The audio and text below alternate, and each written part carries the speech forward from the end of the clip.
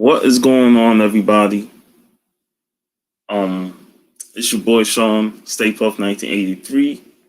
Welcome to another episode of Chatting with the Comic Community.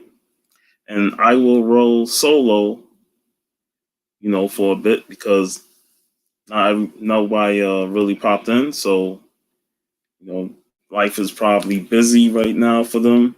Some are working. I see Simply Incredible, so he'll be able to get on in about 30 minutes. So we'll see how long I go. I want to shout out Regina Vigilante for being here. What is going on? Big Will say he's not going to be able to make it. I highly doubt I go 3-4 hours, but you never know. What's up, Robert? What's going on, man? Look forward to the stream with animation and stuff on WandaVision. Man, yesterday's episode was fantastic, man.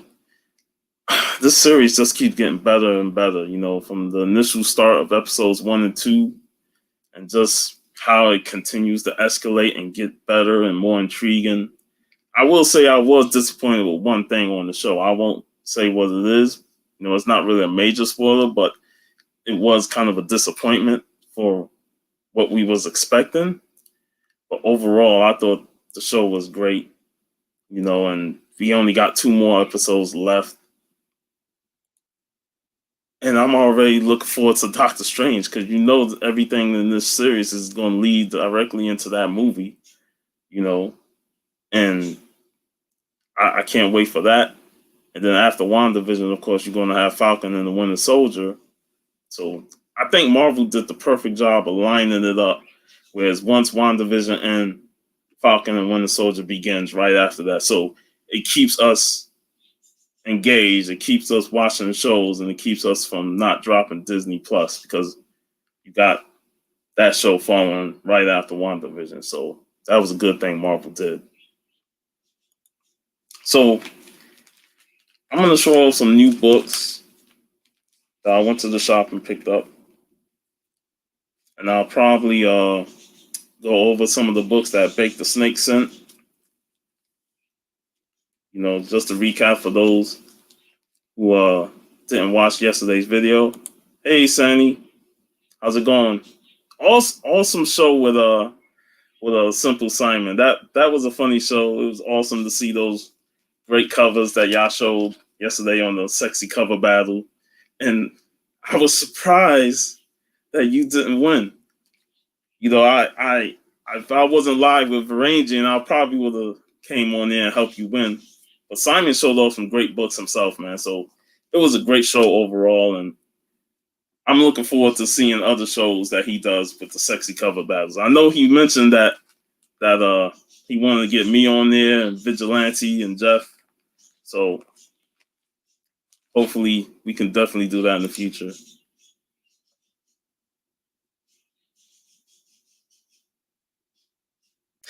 It was a draw.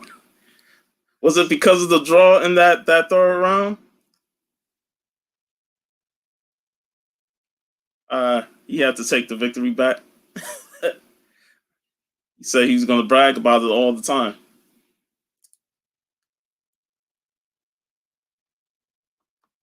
Hey, you ain't got to watch the Alien movies.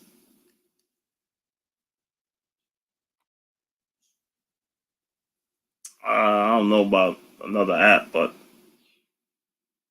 it is what it is. Disney got to make more money. So, some of the books that I picked up when I went to the shop today, I saw this, and even though I'm not a big fan of the character, I went ahead and picked it up because it's Ghost Rider, and that's the Return of Vengeance. He was a prominent character in the 90s during the Ghost Rider and the Spirits of Vengeance run. So picked it up, see how it is.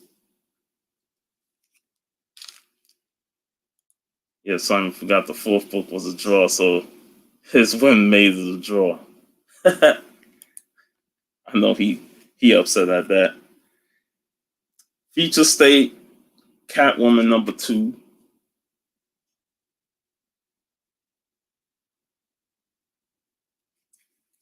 That's Wonder Woman Future State. This is Immortal Wonder Woman #2.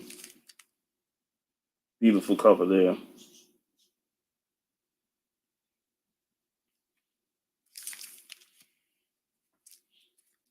The overly expensive Next Batman, issue #4. 4 issues of paying $8 for this book. And you only get like 20 pages of the main Batman story and a couple of Batman stories that are backup stories that I really don't care about. Vampirella, The Dark Powers, Joseph Michael Lincier cover. I'm tired of Dynamite in there. Constant putting out miniseries. Like, I prefer. What's up, JB? Dude, I made it, man. Sorry I'm late. Man, it's been I thought I was gonna roll solo for a while. well, for a little bit, not that long. Yeah. Thanks for having me, man. Hey, we got the chat. What do we got in the chat today? Let's see who's in the chat. We got a couple people. Animations in the chat. Animations, Robert. Very nice, simply incredible. What's up, man? All right. Yeah, I'm just going through some of the books I just picked up. Yeah, I got a little stuff. I am enjoying the Sacred Six series by Christopher Priest. The spinoff of Vampirella. And of course, I had to get this variant because it's gorgeous. Good Lord. Oh my goodness. Yes. Put the parental guidance up for that one. Hey, no parental guidance necessary on this show. Oh my goodness. Abbott 1973. I really enjoyed the first series, and I'm glad this series is back for another miniseries. About? I'm not familiar with this. Can you give me a little synopsis of what Abbott 1973 is about? She's a journalist. She works for the newspaper. I'm just going to say what the first miniseries is about. She works for the newspaper, and this is in the early 70s in Detroit. So she's still dealing with being a woman, all the stuff that's going on in the 70s, being black, and where do you think you're going? What are you doing? Okay, shut this door. But yeah, she's dealing with being a woman, being black, and dealing with racism, and of course, the neighborhood going through this trouble with the police. But this also has a supernatural element involved. Okay, that affects the neighborhood, and people start coming back from the dead. Ooh, okay. And I thought the first series was good, but too short. Like, I felt like it could have been a little bit longer so we can get more development. But I enjoyed it, and I enjoyed the first issue of this. So I'm looking forward to reading this one. I'm assuming she's a reporter who's maybe stumbled onto a story here. The stories that she's reporting on, actually ties into what she's going through in her personal life, because it deals with her ex-lover, who passed away, and that has some supernatural element behind it. And along with what she's going through with the newspaper that's wanting to get rid of her because she's telling too much of the truth, and and stuff like that. So I enjoyed this person. This is Salid Ahmad. All right. Look at that. Boom Studios, they're killing it. Yeah, Boom Studios doing their thing. And then I picked this one up, Truth and Justice #1. This is a variant cover with Dixon. All right. Red Sonja, The Price of Blood.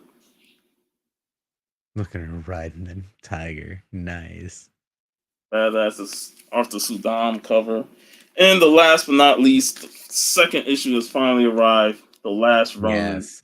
Now, here, let me tell you. But tell me if you're not frustrated. Why do they have to make it that damn size? I don't know, man. Now I had to get this like a bigger backing board thing to fit in this. This doesn't fit in the box. Yeah, my shop, frustrating, man. Come on, they had a bag for it, but now I ain't got a board to go with it. So yeah, it's frustrating. And now, I mean, they're sliding all over the place. And it's just it's brutal. I mean, if you're gonna make it bigger size, at least make it a magazine size, like Yeah, make the full the magazine black. so that it fits in Yeah, here and it's don't not make it like slopping all this. around. This thing's all sloppy jalopy. I can't find a bag to fit this thing right. Yeah, it's crazy. I kind of wish they just went full magazine size. I also picked this one up, a back issue, Harley Quinn. Very nice. Joker's Asylum #2. Very nice. And those were the new books that I brought.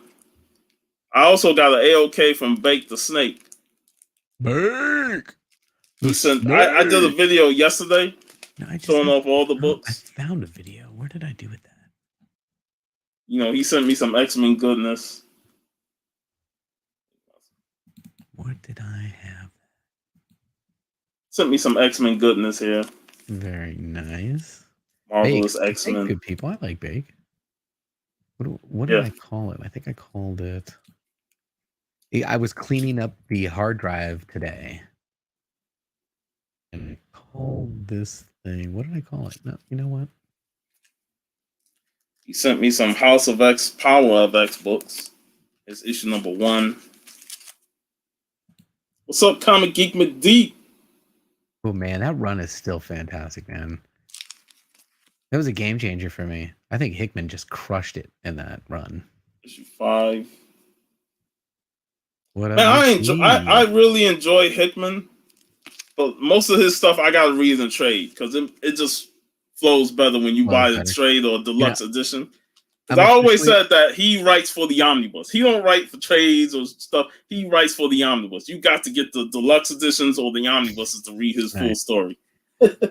I'm off of all the X titles now except for what Hickman is personally writing, which I believe is only X-Men right now. Yeah, I've never seen this before, like House and Powers. That's cool. Bake the Snake. Let's see if this thing actually. Ladies and gentlemen, my guest this week, Bake the Snake. Oh, that was the Jake the Snake. I think I dubbed over the top of that. Is what I did. I used that for something else. That's what it was. I was flying through stuff. It was a wicked J. Scott Campbell Magneto cover, X-Men Black. I like that. And then he said in the comment, this is the first print Marvel graphic novel. God loves, man kills. Oh, awesome. I have this only in like trade or omnibus. And the funny thing is I recently picked up those 2 issues that they released in regular comic book form a couple months back. I picked those up for $2, and now I got this from Bake. So that was pretty awesome of Bake to send out, man. He's sending out AOKs for the whole month. So is he still using the little wood border thing? I think that was cool, man. Do you remember that? I didn't have the wood border. He took the 2 pieces of wood that were made just perfectly and sandwiched the books in there. And you're able to send in the padded envelope, knowing that if there was a corner drop, it'd drop on a wood corner. It's pretty cool. Yeah, that was pretty awesome, but he didn't use it this time. So those are the books I got from Bake.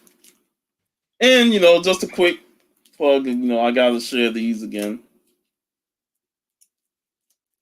A couple of weeks ago, I had Stranger Comics founder Sebastian Jones on the show.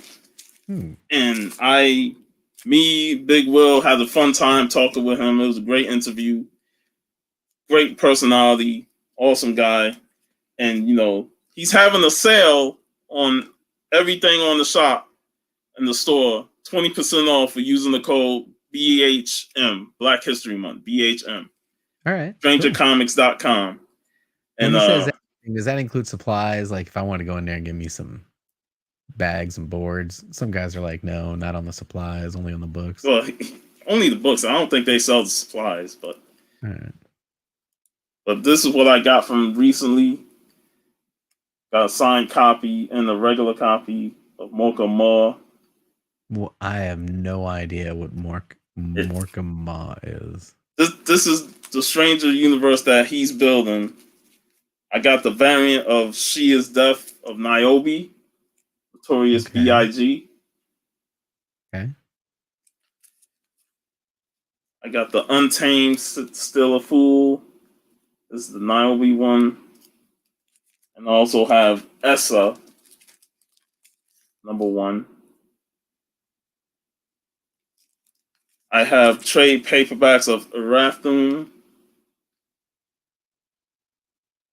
Arathun, wow. And Dusu, Path of the Ancient. Also have a variant cover of Dusu.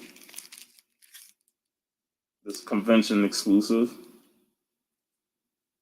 And another Niobe, She is Death #1. Just awesome. And he had this universe in his head since he was like 13 years old. And when he finally was able to put it out in comic book form, like I think around 2010, starting to build the universe, it's grown exponentially. And I'm glad that I jumped on it for the last 2 years, and I've been enjoying the stories. What's the main? Is there a main character that drives this that you're following? Niobe is the main character that everybody is after. You know, like she's like the main character that the Untamed is after. You know, people are out to kill her, but she has her allies. And I remember there being a huge display at the conventions for this Niobe, right? Because he's based in the West Coast. They had a huge setup at the convention, big, booth, and I was like, you set up in the West Coast.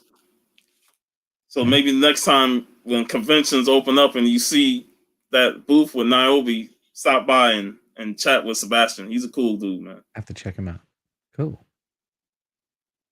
Let's see. Did you guys get X-Men Legends 1? I did. I passed. As a matter of fact, I was just noting that next week, because I dropped my video on Thursdays for next week's picks, right? My top 10, what I plan on going to the comic book store to get. It was 0 DC, 1 Marvel. Everything else was indie, Aftershock, Boom, and Image. That's the way to go. It's going for me right now, man. That's where it's going for me.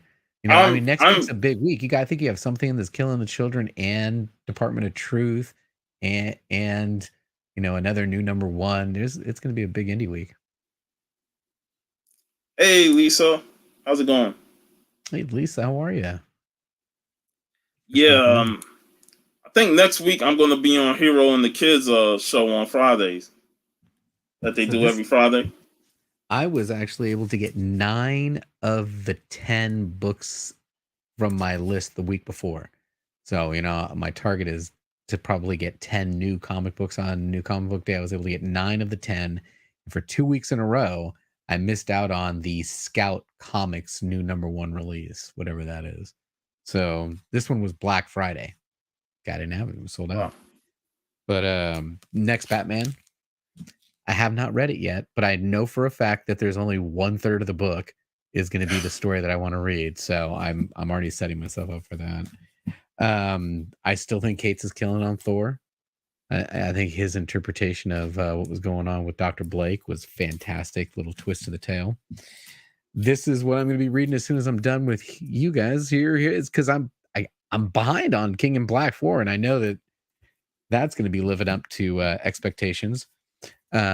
Granny is still kicking booty up here in Once and Future. You guys are missing out on Once and Future. Pick it up and trade now. I mean, what are they on issue 16? They're probably 3 trades in. I think the 3rd trade should be coming out soon. The first one, I wasn't sure. So I said I'd give it 3 issues before I turn tail and run. So we're going to see what happens here in issue 2. And then I've been on this from day 1. And if you're not reading Savage Avengers, it's just I can't believe this is printed in Marvel.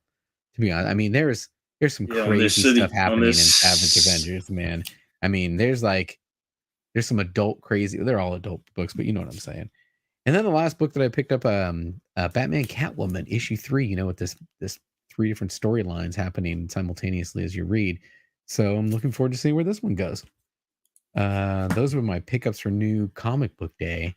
But man, did I get a ton of stuff that I got to open up. So whenever you guys want to talk about an unboxing, I can pick something from the multitude of boxes that I have here. and show you what I got. Whoa. Oh, wait. Here is Simply Incredible. Hey, how you doing? What's up, guys? What's I got a going on, question for Daryl? you. Have you ever heard? I know you have. This is for another show, man. But have you ever heard of Enoch? The book publisher? of Enoch? The book of Enoch. From the Bible? Wait a minute, where is it? I looked through the Bible. I couldn't find it. Where did it Enoch's from the go? Bible, isn't he? How did it disappear from the Bible? Why is he is mentioned twice in there, but how did book decide to get like dropped during editing?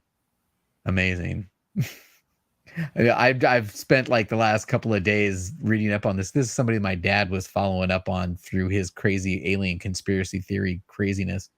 And now I'm blown away by this, supposed book from the Bible that the church decided we didn't want. We don't want to share that story. Let's get rid of those. And it's just insane stuff, like stuff of great movie stuff. Huh. Not familiar with From the it. Bible. Look it up. Look him up. Look him up. You'll be blown away, man. I just fell into a conspiracy podcast. What happened?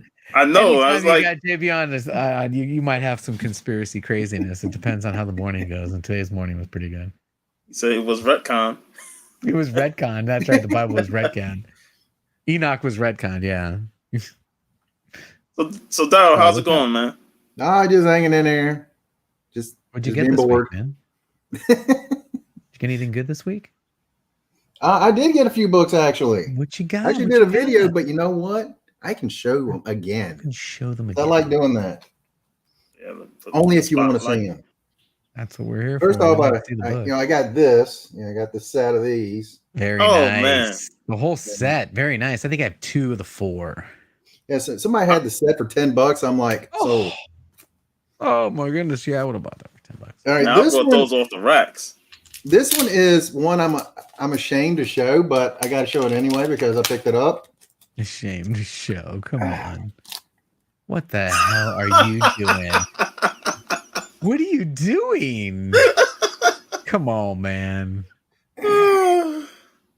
Oh my goodness. That's I had to. It was there. It was cheap. Where were you? Where were you?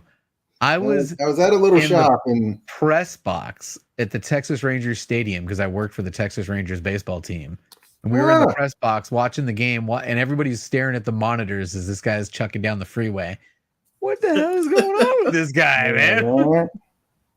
Oh, nice. I thought that's pretty Very awesome. Nice. And Great cover. just because, Geek Geek Aficionado said that made my week. and there you go. So I have power. I thought that was pretty awesome. Dolph. Yeah. Lady Fantastic sent that to me. I said, That's funny as hell. And, hey, you need to post those OJs on your Instagram too, man. this is a picture of actually one of my best friends. I don't know how he made it to the cover of a comic book. There you go. Oh, nice. That's actually man. is that number 1? That's an important comic, is it? Yeah, that's like number one. First appearance of Time Major Cop. key. Yeah. Awesome, That's man. a gatefold, so it's pretty cool. I Hey, picked up shout this out to because Jeff Star Wars Schultz in anything is the Chicago. greatest thing on the history of Earth. And this is a foil variant, so I thought that's pretty cool. Very Oh, nice. Boat. Right. And we go with some movies: Bill and Ted's Excellent Adventure. So there we go. More Star Wars. Oh, that's another good one, man. I love those Dark Horse comic ones. This one, Very I got two of these nice. now, so that's pretty cool. Very nice. Gosh, I love this cover. I don't know who did it though. When are you selling again? Oh, that's Mike Zeck. Zack, that's Oh, right. dude. That's right. That is a awesome. badass cover. Mhm. That's an awesome cover, man. Then because I do enjoy my turtles. There we go. I think that's a great looking cover. But you need to get a hold of C. Woodard. He was selling some turtle books cheap this morning, like $5 each early. I know that. There we Yeah, go. still hit them up on Instagram. They didn't sell. That All lot right. did not sell. It was the very first lot. There's 7 people in there. I'm like, what are you doing? You gotta wait. You can't be starting stuff with Turtles. 7 people. And then a couple of magazine size. thought a puff when I grabbed this one. Oh, that's cool, sweet, man. That is. I like the story in awesome. that too, man. He had awesome few issues cover. from this run. Some are all beat up, but I was like, man, it's still pretty cool. And this right here, I know nothing about it, but Witch's Tales. I was like, that's awesome. Oh, that looks crazy awesome. Look at that. Yeah. That is that's a sick cover there. That is very phenomenal. cool, man. Very cool. That's from the 70s, I think. 73. So I was like, there you go. So that's my little haul of books that I actually got this past week. Very nice. The Varangian Vigilante. VV. Boatwright is in the chat.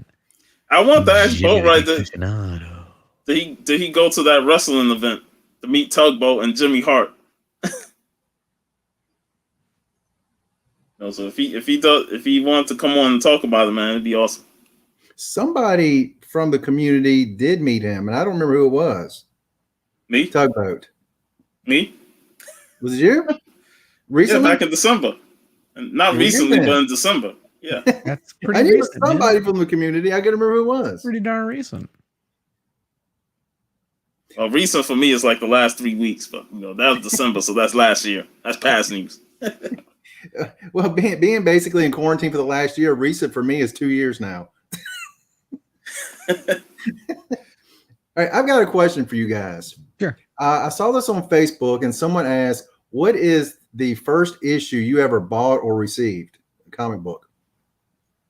I have no clue. I No don't know, clue at man. all. I don't remember. I can't remember the very first one. I don't remember which the very first one, but I do remember is the first one that I like really cherished. The one of the first comics that I decided that I wanted to keep in good shape, not just read and fold. And that was I don't know what issue it is now. It's a Daredevil with Wolverine on the cover. And that was the first holding up the kid? Yeah. Yeah, the claws coming through. I was like, that was the first comic book that I ever just really wanted to keep real nice and pretty. That was the first one that I cared about. My dad had comics and stuff, and I didn't treat him so well, and that's why. It's funny how it's funny how I don't remember like I know it was a Spider-Man comic, but I can't remember what issue it was. But looking back at you talk about taking care of your comics.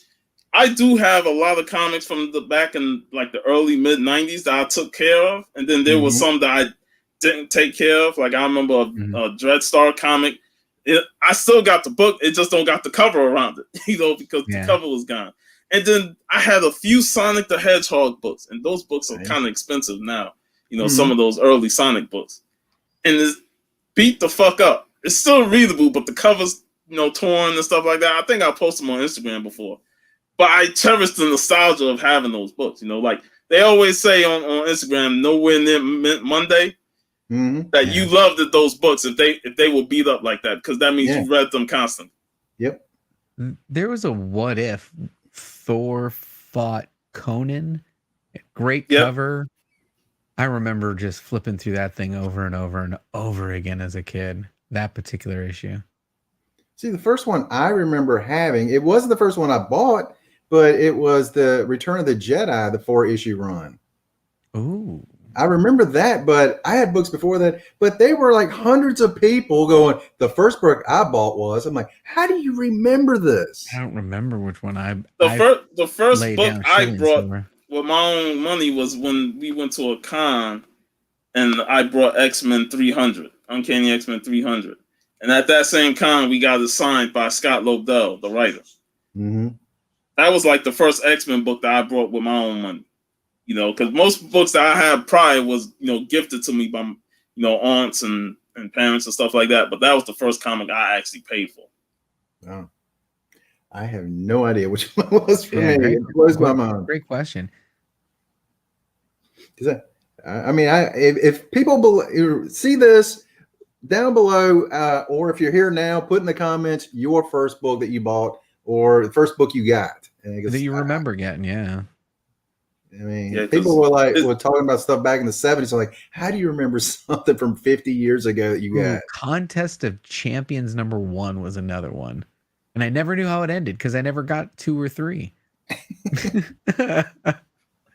Yeah. And it's funny when you're younger and you get like certain numbers of a book, and then you start to become the hunter, the collector. When you go out and search for books, that's when you're like, all right, I know I'm missing this issue because I only have such and such issues. Mm-hmm. And I really feel like that's a lost art, especially what Marvel and DC used to do by putting the captions that said this storyline happened in this issue. Yep. And when you go out to hunt books, you're gonna search for that issue because you want to complete that storyline. Yeah, I think like in current comics, I think the art of collecting runs is disappearing. Everybody just wants what is the hot book, what is the key book nowadays. It seems like to me. I might be wrong on that, but I see that so much now. Yeah, it's getting kind of ridiculous now. Like I just prefer to hunt, to collect the way I collect, and not really worry about the spec thing. Yeah. Because people always tell me, like, well, why don't you sell some? I was like, well, I bought them because I wanted them, not because I thought someone else wanted them. Yeah. Yeah. I play both ends. I'm just out of fucking control. So he's burning the candle in the middle. I'm just out of control, man. I don't know what to say. Well, speaking of out of control, let's get to those boxes that you want. Oh yeah, let's open up some space and let's see what we got here. You know, Puff, we need an animation. You know, every week when it's time for him to open up something. Hey, he has the animations. No, I'm illiterate when it comes to technology on this thing. Yeah, I just want to switch cameras. I don't want to get all crazy. All right. Yeah, cool. Let's see what we got in the box today. And I don't recognize these names, to be honest with you. You know, everyone's screen names and their real names are just I'm just looking at that damn pile over there. It's ridiculous. Oh, dude, that pile is ridiculous. It's just bad. It's bad. Mean, it looks like you had an auction and you sold a bunch of books. I wish I did.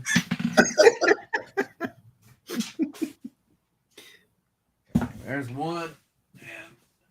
Oh wait, he does have a second set. So what I got here is I got 2 boxes from the same address, and I don't recognize the name, so I don't know who the hell this guy is.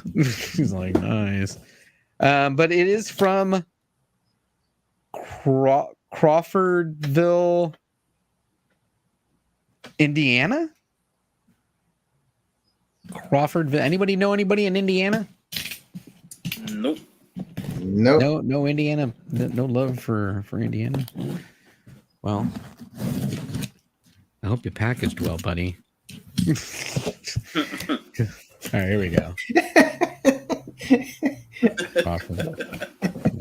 See what VV said, JP?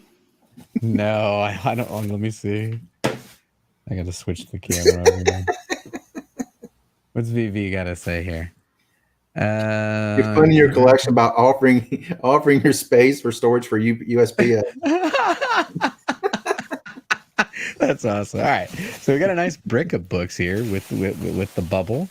Looking like a little big wheel action with the bubble, which is okay. I like a lot That's of bubbles. the good way to bubble wrap them right there. You know, I'll tell you what, I got a whole short roll from his one slab that he sent me. We got some, and we got the little blue tape. We'll take the blue tape. And from Big Will. Yep. Good Lord. Is this from Big Will? Who is this? What is this? I don't even know what the hell this is. Who did I buy these from? All right. That's the problem when you have packages just stored in that corner for so long, man. The name is what I'm saying. I don't recognize the name. And see, I wish there was and look what they did not do. I gotta dig my finger into the cover, man. I mean, come on, at least have it on the back. And there's not a tab. I gotta try and get it off of there, and you gotta dig your finger into the cover. It's just that's no bueno. Well, it was meant once upon a time. All right, are you guys ready here? And let's start. You guys already saw the first one. It looks like an Astonishing Tales featuring Kazar and Dr. Doom. I love those number Dooms, 5. Man. I like it. I like Astonishing Tales. I'm gonna throw that one right there. What about Astonishing Tales number 4? Number 4. Number He's 4. 4. Move you back. We got the reverb.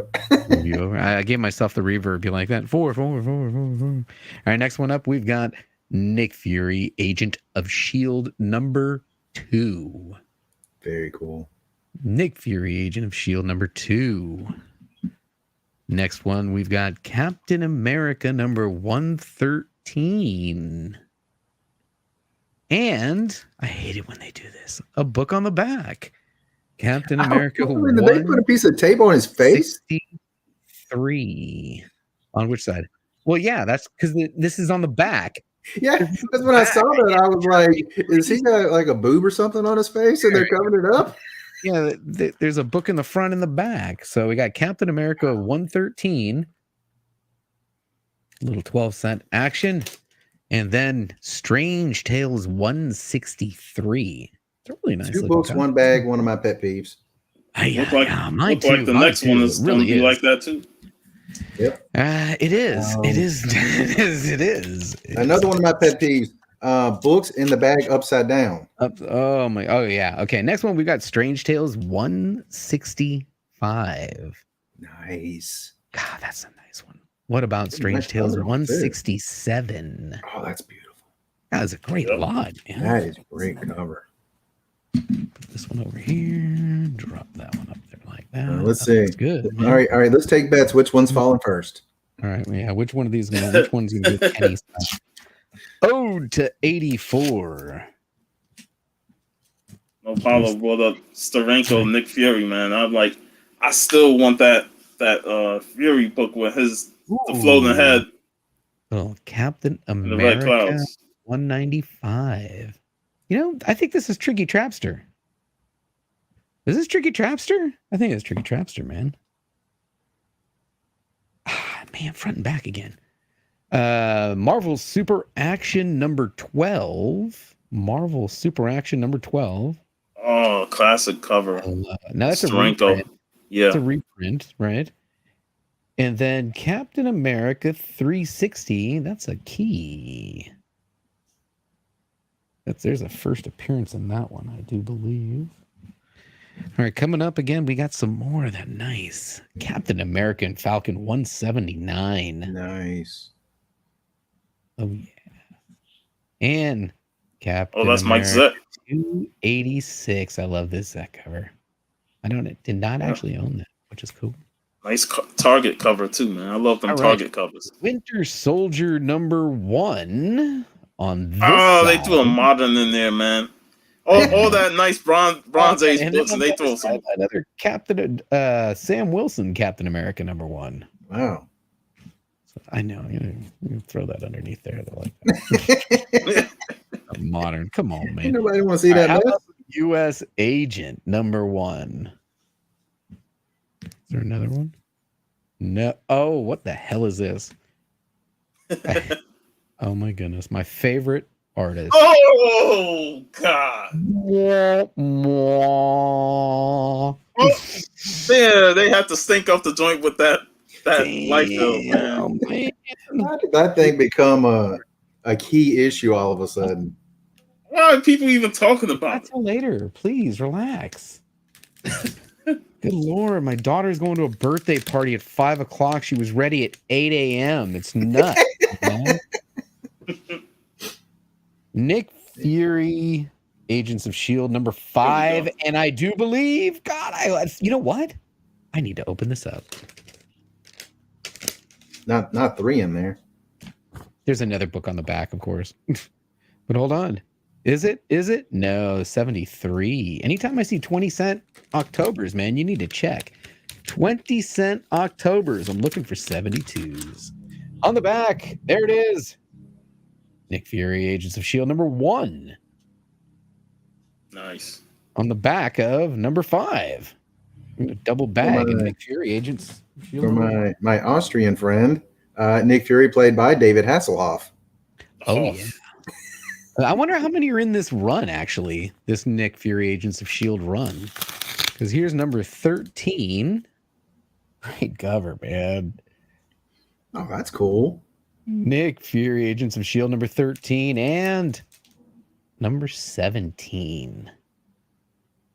This is definitely a Tricky Trapster lot, and I know what's next is also from Tricky. I might have to actually edit this out of here and do a little video for him. No problem, man. This is going to be a slab.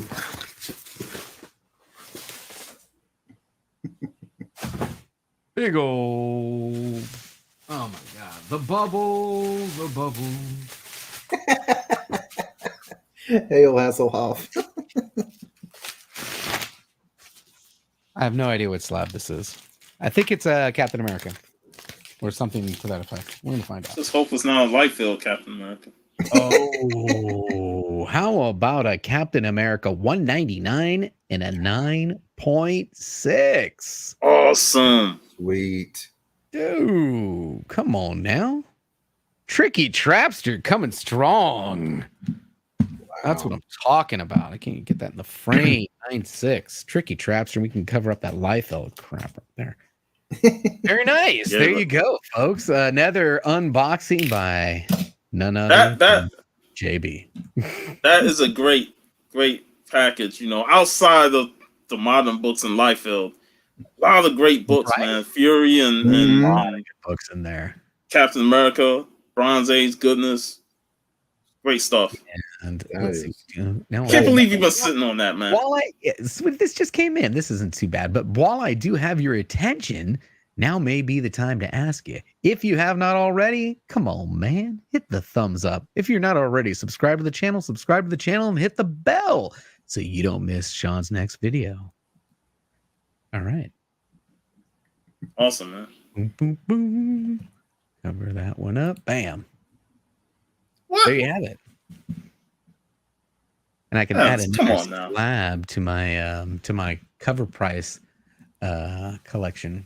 That is ridiculous, man. Who pays $88 for a brigade? Dude, a Crazy. 9.6 and this is really It's nice, crazy. man. This is from 1976 and it's a 9.6. He's in Dang. better shape than I am, man. Come on. That's almost as old as me. Yeah. Right now, I'm coming in at a 5.5. I got it right. And in the morning, I'm definitely low to mid grade. Maybe I need a clean and press. Nice. Very nice. That's What awesome, else man. you guys got going on this week, man? Tell me you guys are all in the WandaVision because in 30 minutes I'm going to be going on live for my WandaVision thing, and I've spent a lot of time on this video. I probably spent more time on this video than any other. WandaVision is amazing. It's phenomenal. I think there was doing. there was one disappointment from yesterday's episode, and that was the reveal of the engineer. I was kind of let down with that. There was no reveal of the engineer. They never showed that because she specifically said he, but there was a guy in the background. There's what because I broken it down. There wasn't one guy. When she said there she is or there that person is, and I was like, I was hoping for it to be Blue Marvel, Adam Bashir. Yeah, You know, the chances are still there, but you know, I don't think it's disclosed yet. But man, the chances are still there. And I'm no spoiler, but they finally gave us the end scene. I've been watching 6 minutes of fucking crap for the whole time. 6 minutes of like waiting for nothing. Like every time. And I've got to go back and watch the end scene now because I quit since the credits start. Just like everybody else, but Yeah. this one they finally had an end scene in there. I love it. It's I going to have probably loved be this like that series for the next from two day episodes. Yeah. No, I'm and I have great theory. I could tell you why it's glitching. I understand why everything's glitching the way it is now. In my mind, I totally get it. It's Vanellope from Wreck-It Ralph. Exactly. That's what it was. She came in and done jacked it up. She got a virus. I love Wreck-It Ralph. I do. Oh man. Hey, what did you guys think of how they utilized the episode with Modern Family? Like, Oh, the breaking the fourth wall is fantastic. Mm-hmm. Yeah. It was the name of the episode, but the way they did it was, and I liked that the jokes on inside the jokes. I'll give you one Easter egg that someone found. I didn't find this, but I went back and they edited together. The intro, she voices, the WandaVision, and her voice goes from having a lot of energy to having no energy. And if you watch her character, they're draining her, man. And they said it in that commercial last week, man. The Yo Magic said, we snacking on Yo Magic. And not only that, just the fact that she expanded the hex had to take some energy out of her as well. Agree, right? Yeah. Later, Paulo. Take it, Paulo. Yeah, I mean, I'm just, again, from the very first episode, I loved it. I love how each episode is an homage to old school TV, and there's little Easter eggs kind of dotted out through the whole thing. Oh, it's so good. It is so good. It is so good. What? Gosh, I was going to ask about a trailer. I can't remember which trailer I was going to ask you guys about. Oh, Mortal Kombat. Dude, I was just going to say Mortal Kombat. Oh my gosh. I don't know if you guys have talked about Snyder, but I saw a meme, and I hope it's true, but okay. So in the cut that we all saw, it was 2 hours long, the Josh Whedon cut. Yep. There was 30 minutes of Snyder in there and an hour and a half of Whedon. Okay. Mm-hmm. Now we're getting 4 hours of the Snyder cut.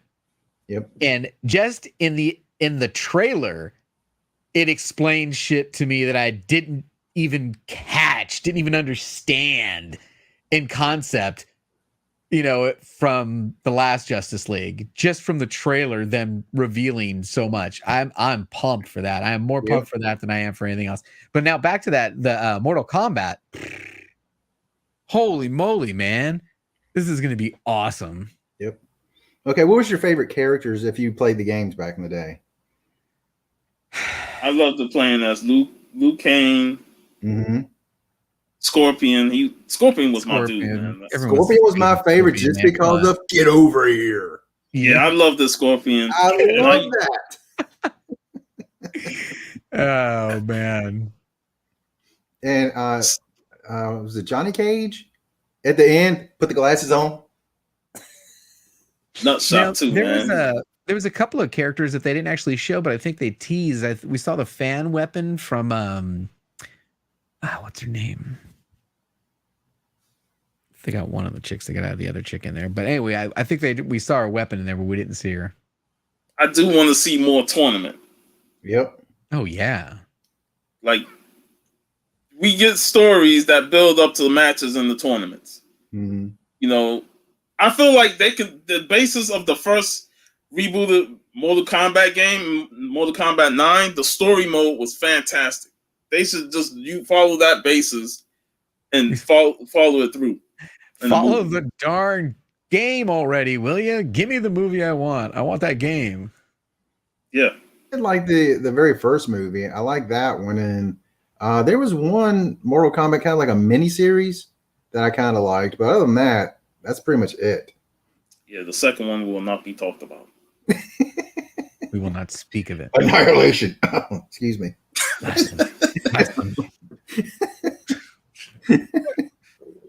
What's up, Connecticut Comics? Nice. But yeah, you go check out his video today. He had a good one. But yeah, I'm definitely looking forward to Mortal Kombat. And but when you was talking about the Zack Snyder cut of Justice League, I'm not too enthralled on the 4 hour thing. I feel like all this stuff that they had for this movie probably was at least 75-80% done, and then they brought in Whedon to do his own version of it, and it kind of ruined the Justice League movie. Yep. And now with we getting this Snyder cut, I'm like, fine. 4 hours of it, I'm like, that's way too much. It feels like they wanted to do a 2-part Justice League movie, and this is pretty much what it is. Mm-hmm. But they just putting it in 4 hour and I'm like, I would rather just see it in 2 parts. But it's going to be on HBO Max, so it's not like I have to watch it straight through. Is this still supposed to be like an hour episode of each? Or no, they're going 4 hour movie on March 17th. I've heard it's 4 hours. 4-hour movie, March 17th. And I'm pumped for it because I really think that the explanation of the Batman dream sequence and what that got dropped in that last movie. Yeah, but what Superman's role in that was and the real explanation of, you know, Lois is the key. There's going to be some things that we see happen there. I think it's going to just be, it's going to be awesome, man. It's going to blow you guys away. Okay, I did like Darkseid take over, and if it's the alternate future of Darkseid took over and Superman's his little minion, basically, and how do we stop that? How do we travel back in time to fix that? What was the event that caused him to flip? I think it's gonna be great. I liked was Joker kind of doing his inner George Costanza. We live in a society. Mm-hmm. Okay, I'm the only one that gets that Seinfeld reference. He would prosper in a lawless little society like that, right? Yeah, think about that. We'll see how the Joker is, because it's played by Leto again, right? Now, yeah. But there's more news. There's a new casting, Supergirl for the Flash movie, right? I believe they've casted a Hispanic lady to be the lead. And I haven't read up on it. I saw. I didn't hear anything about that, but works for me. Yeah, it don't really bother me. No. Ooh.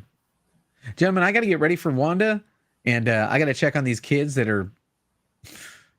Yeah, I think that's just. You got to feed them. It's been 20 I've already minutes. fed them, man. We already, we fed them, but the snacking is what gets you, because if you're not watching, instead of them snacking on veggie straws and like cheese sticks, they're snacking on, Chips Ahoy, and they pull the chair out to get to the third shelf to get to the candy, which is hidden, which I thought they didn't know about, but come to find out, one's, keeping an eye out for Dad. Here he comes. What are you doing, guys? What you doing up there? Anyway, that's it for me, folks. I appreciate you. If you want to check me out, check out my channel, Discovery Bay Comics. Putting out a video every Thursday, 2 minutes, 15 seconds. That's it. It's my top 10 picks. It's growing. If you comment on that video, you have a chance to win a PS5. Yes, you do. Details are in the description of the video. Appreciate you guys. And don't forget, man, we had a good time. Always. See you guys. Take care, man. Hey, Fuchsia, how's it going? Hey, Fuchsia.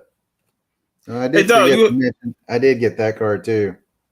Oh, nice old school Julius Irving, Dr. J. So I kind of forgot to mention I did get that too. Awesome, man. Dr. J was like I remember when I first started watching highlight clips of Dr. J in the early 90s. Mm-hmm. I was like, damn, man. Like from the ABA to the NBA. Yep. He was just a dominant force, man. Mm-hmm. He was like Michael Jordan dunking before Michael Jordan was dunking. And then when he played on the 76ers with Mr. Duncan himself, Chocolate Thunder, Darryl Dawkins, who would shatter the glass and have his shit fall on your face. Yeah. He was the first person I ever saw do that, and I was like, "Oh my gosh!"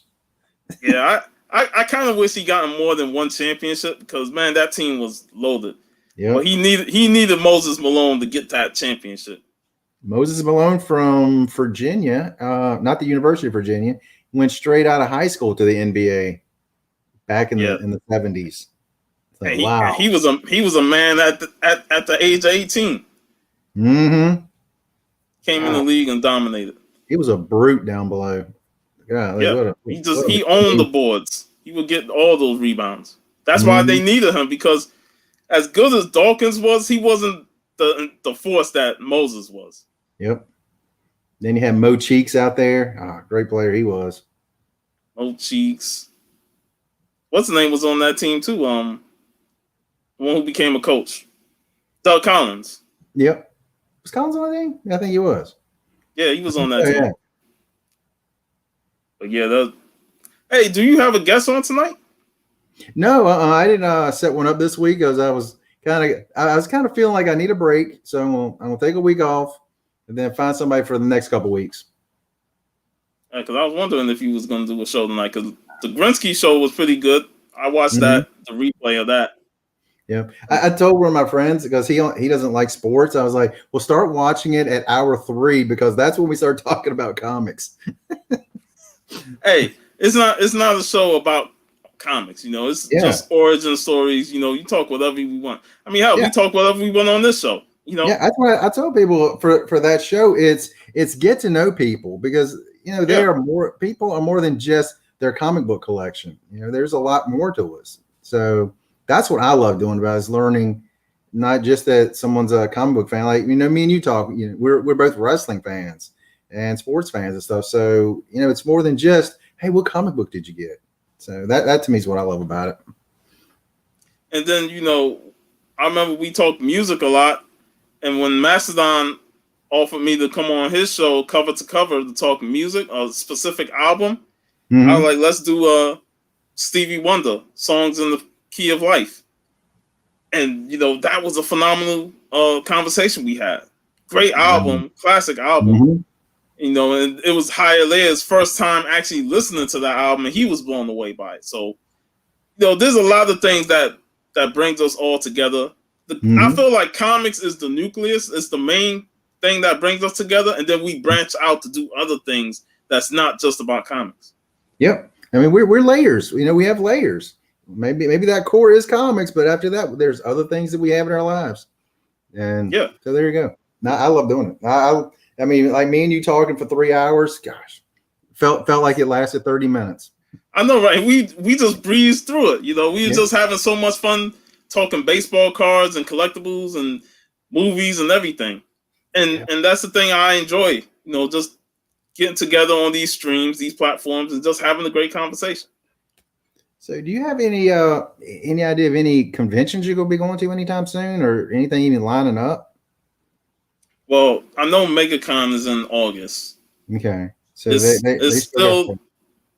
still got time, but it's still kind of doubtful on it because, gotta see how this year turned out. I don't really plan on going to no convention soon. Yeah. But what I do want to do is go back down to Tampa and hang out with Steve and them and hit up some shops, and maybe even take a trip down to South Florida and Miami with Hialeah and them guys, hit up some shops down there. So I enjoy doing that more than just the conventions, because at least we get to travel to multiple shops, hang out, have some fun, grab something to eat, and just I ain't been to Miami since like the mid 2000s, so it's probably a good way to just go down there and hang out with the crew and hit up some shops. Last time I was in Miami was WrestleMania Once in a Lifetime. It was Cena and The Rock. Yeah, that was in Miami. Yeah, and you had the match for me that stole the show was Triple H versus Undertaker with Shawn Michaels being the ref in the cage. I was like, that was a heck of a match. So I'm trying to think, was that the same WrestleMania? And I know it is, where Bryan Danielson lost in like 10 seconds to Sheamus. Yep. And he bent over and he kissed AJ Lee, turned around, kicked in the face, and that was all she wrote. And people were pissed because they're like, we all know, especially if you've been following his career since the Indies, that dude's a phenomenal wrestler. Yep. And when he lost in 10 seconds, man, everybody said, fuck this shit. We chant Daniel Bryan's name for the rest of the night. Yep. Even on Monday night, they did it. Yep, because the Monday night is when the Yes movement really kicked off. Yeah. And that was the same night Brock Lesnar came back, too. Mm-hmm. Yep. Because me and my brother, we were like, oh, he's going to be coming back tonight. And he didn't show up that night. Yeah. Man. Yeah. That was good times. That was good times. Because in the hotel we were at, me and my brother and his wife had one room. I had the next room. And on the other side was Big Van Vader. So Vader had the room beside it, and you're talking about Mastodon. That's what one of his nicknames was the Mastodon. And that dude, he was so big, he had to turn sideways to go into his room. I was like, gosh, Vader was huge. This is well after he retired and everything, but I was like, my goodness. Just imagine having to lay there and take a Vader salt or a Vader bomb. Yeah. Oh, I was watching the thing with Yokozuna the other day. Imagine having that dude just sit down on your chest. Oh, man. I don't even want to imagine. I mean, man, weighing about his 500 to 600 pounds was like 600 pounds. But during his main time, he was around 500. I was like, gosh. He's another one, man, that I wish, would have gotten help and lost some weight. They tried so hard to help him. I mean, they gave him time off. They gave him trainers. He was like, I can do it myself. I'll be all right.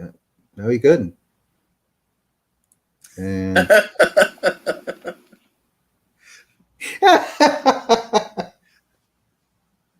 I remember that. Oh man, ripped the man's ear off. I mean, Vader in Japan, his eye popped out of his head. Yeah, against Stan Hansen. The anniversary of that was the other day, I think. Man, that dude was a beast. To pop his eye back in and keep wrestling, most guys today would just quit the match. I would. Vader was a man. My eyes dangling down here. Can I get a little assistance? You're like, nah, I'm gonna pop this back in and get back to giving out blows. Oh, I do want to mention this because I think it was earlier this week, maybe 2 days ago, is the anniversary of when Dale Earnhardt passed away. And I'm a huge Dale Earnhardt fan. Me and him shared the same birthday, not birth year, April 29th. So I was like, man, I loved watching him. And remember when he hit that wall and that was all she wrote. Speaking of eyes popped out, because I remember they said his eye popped out of his head. He hit the wall so hard. NASCAR is like one of the most dangerous sports because the unpredictability of what could happen on that race field. Well, I mean, they fixed it up now so much where most of it's gone away. But, I mean, it can still happen, definitely. So I've seen guys get wrecked and still get out the car, and the car looks completely wrecked. So they did safeguard that seat now where they're protected. I still won't want to go through that. I mean, I see guys, they do the ride along with drivers. I'm like, I don't even want to do that. No. I mean, I know they drop the speed like 20 miles an hour compared to what they're going in a race. I don't want to go into a turn at 170 miles an hour as opposed to 190. I don't want to do that. That's too much speed, man. Yeah. Hey, I sometimes I get a feeling like when I'm driving, I'm in control. Yeah. But when I'm in the side seat and somebody else is driving and I'm not in control, sometimes I have a little anxiety that forms, when something like when they do a turn or something like that, and I just get tense because I'm not in control of it. Yeah, if they've got that handle up here, I mean, all of a sudden I kind of loosen. All of a sudden, I'm grabbing that thing real tight. Yeah. Oh, it was funny. After I had my kidney transplant, I wasn't allowed to drive for 6 weeks. And my doctor was like, well, it's safer for you. I was like, have you ever driven with my mom? You would know it's not safer for me.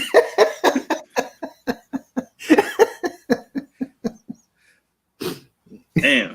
Right along with her a couple of times. You'll be like, yeah. Yes, you better drive, man. You better drive. Mom knows I love her, so it's okay. Oh my goodness. Man. But I know tonight there might be a Comic Call show, so I'll be a part of that. But I want to do some more videos. Like I wouldn't mind doing another card video with you. Just so because what I showed on the Origin show was just I didn't even show my comic cards. And then after that show, me and you did the comic cards. Everybody started posting their comic book cards, and I'm like, what the fuck? Now comic book cards are hot again. It's crazy. Hold on 1 second. I swear to God. Now they're saying comic book cards are getting hot.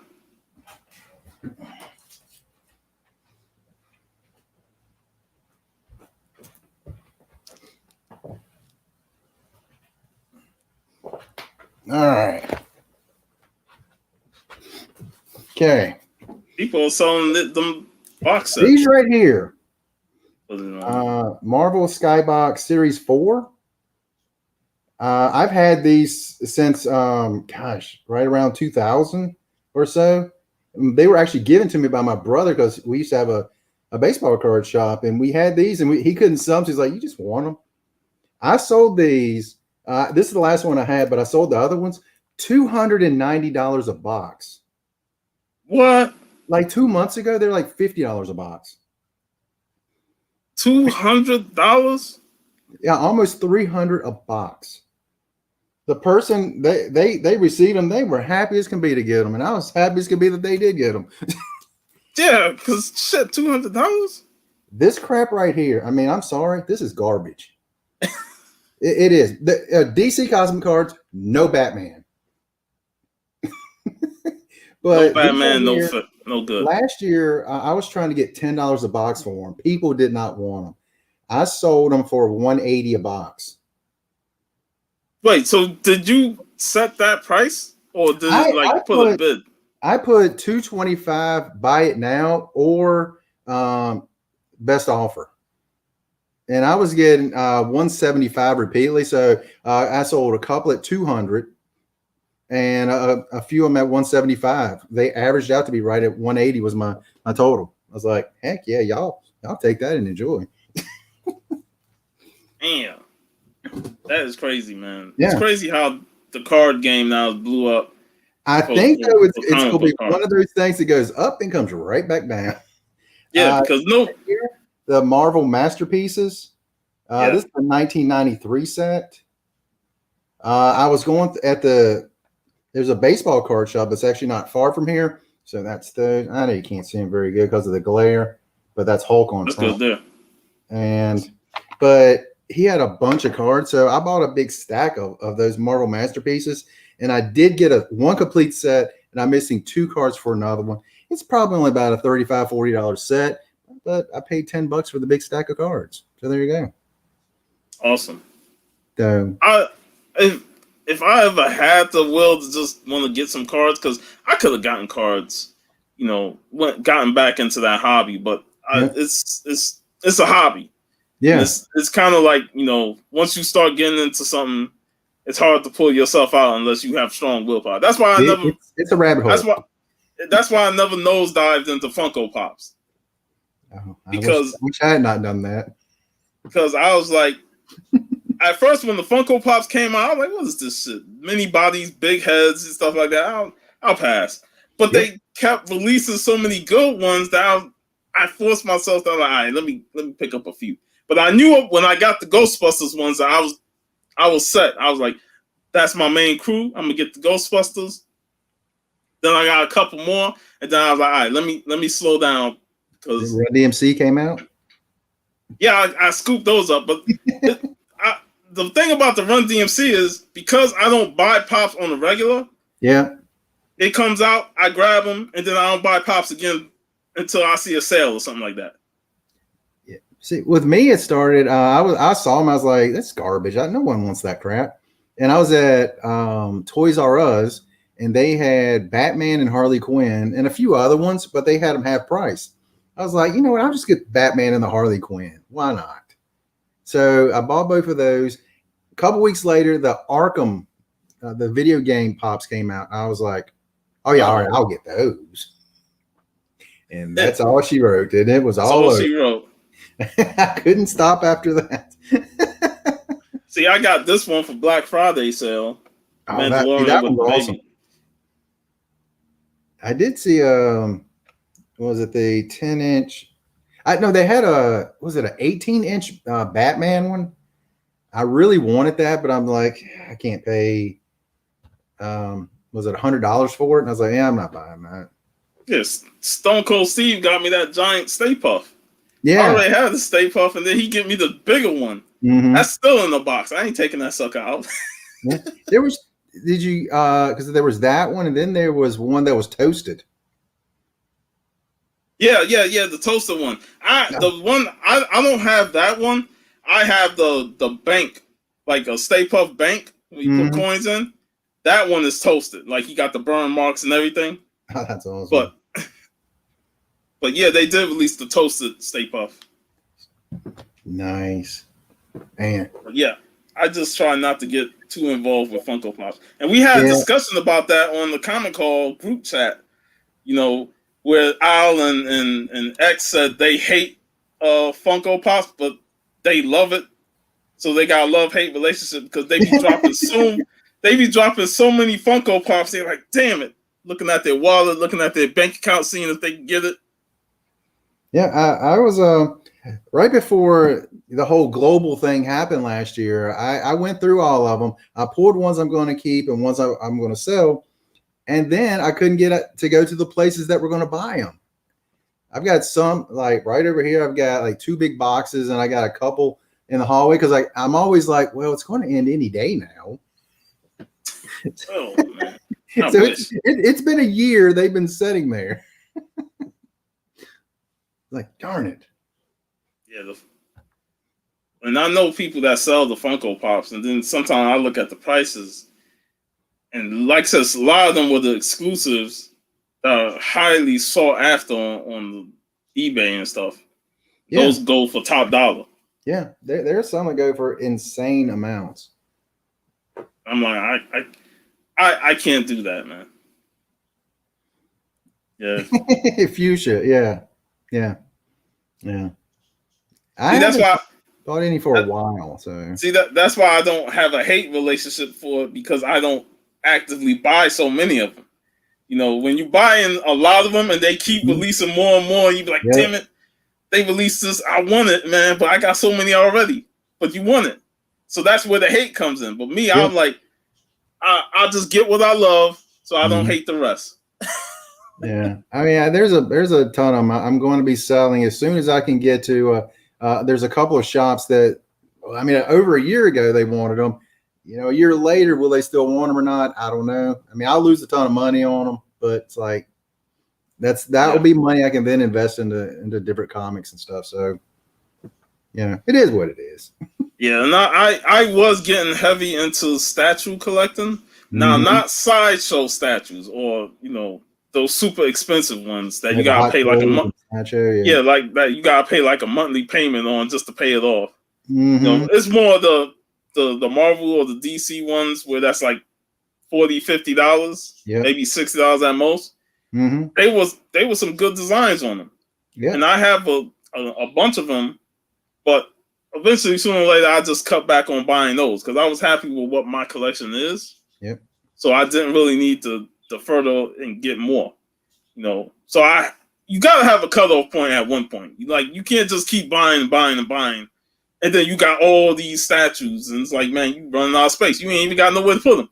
Yeah, that's the biggest thing with me is I was going to get the what's her name, Emmanuel Lupacino, which I'm probably mispronouncing her name, but she did I think it was her that had a Harley Ivy statue. Absolutely gorgeous. It was about $275, and I wanted it, and I was like, I can't do it.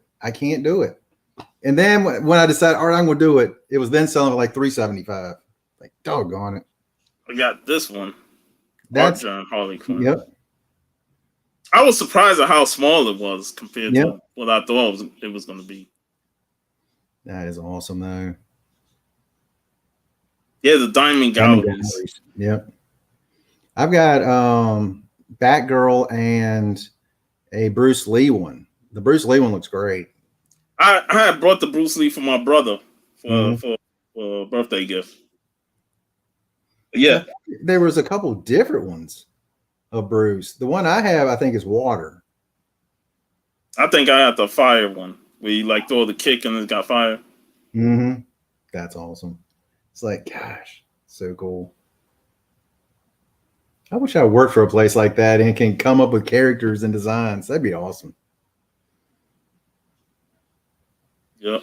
And some characters, like you get the statue of it, and they look nothing like the character. Mm-hmm. Like he's describing it looks off, and something funny about it. That's why when you look at the images, you be like, "Nah, I'm gonna pass on that because I don't like the face how it looks." Mm-hmm. I hate when it says like it's a 1/6 size, and then you get it, and then you have another one that says 1/6, and they're not the same size. Yeah, it's like they got the size confusion. Yeah, it's like that when you got it, because I have one like that. It's a Harley one, like it's not that particular one, but I'm looking at them like this is not the same size. It's definitely smaller. Yeah, and like I said, compared to what they showed on the screen and the size, you thinking it's going to be a little bit bigger. Because I've looked at some of my other statues. Like I got this sweet Deathstroke statue that I brought from my shop at a con, and it's awesome. I like the Deathstroke design, and this was similar in terms of the base because you take it off the base and all that. Yep. But it was smaller, and I was like, man, I was hoping this be the size of that Deathstroke.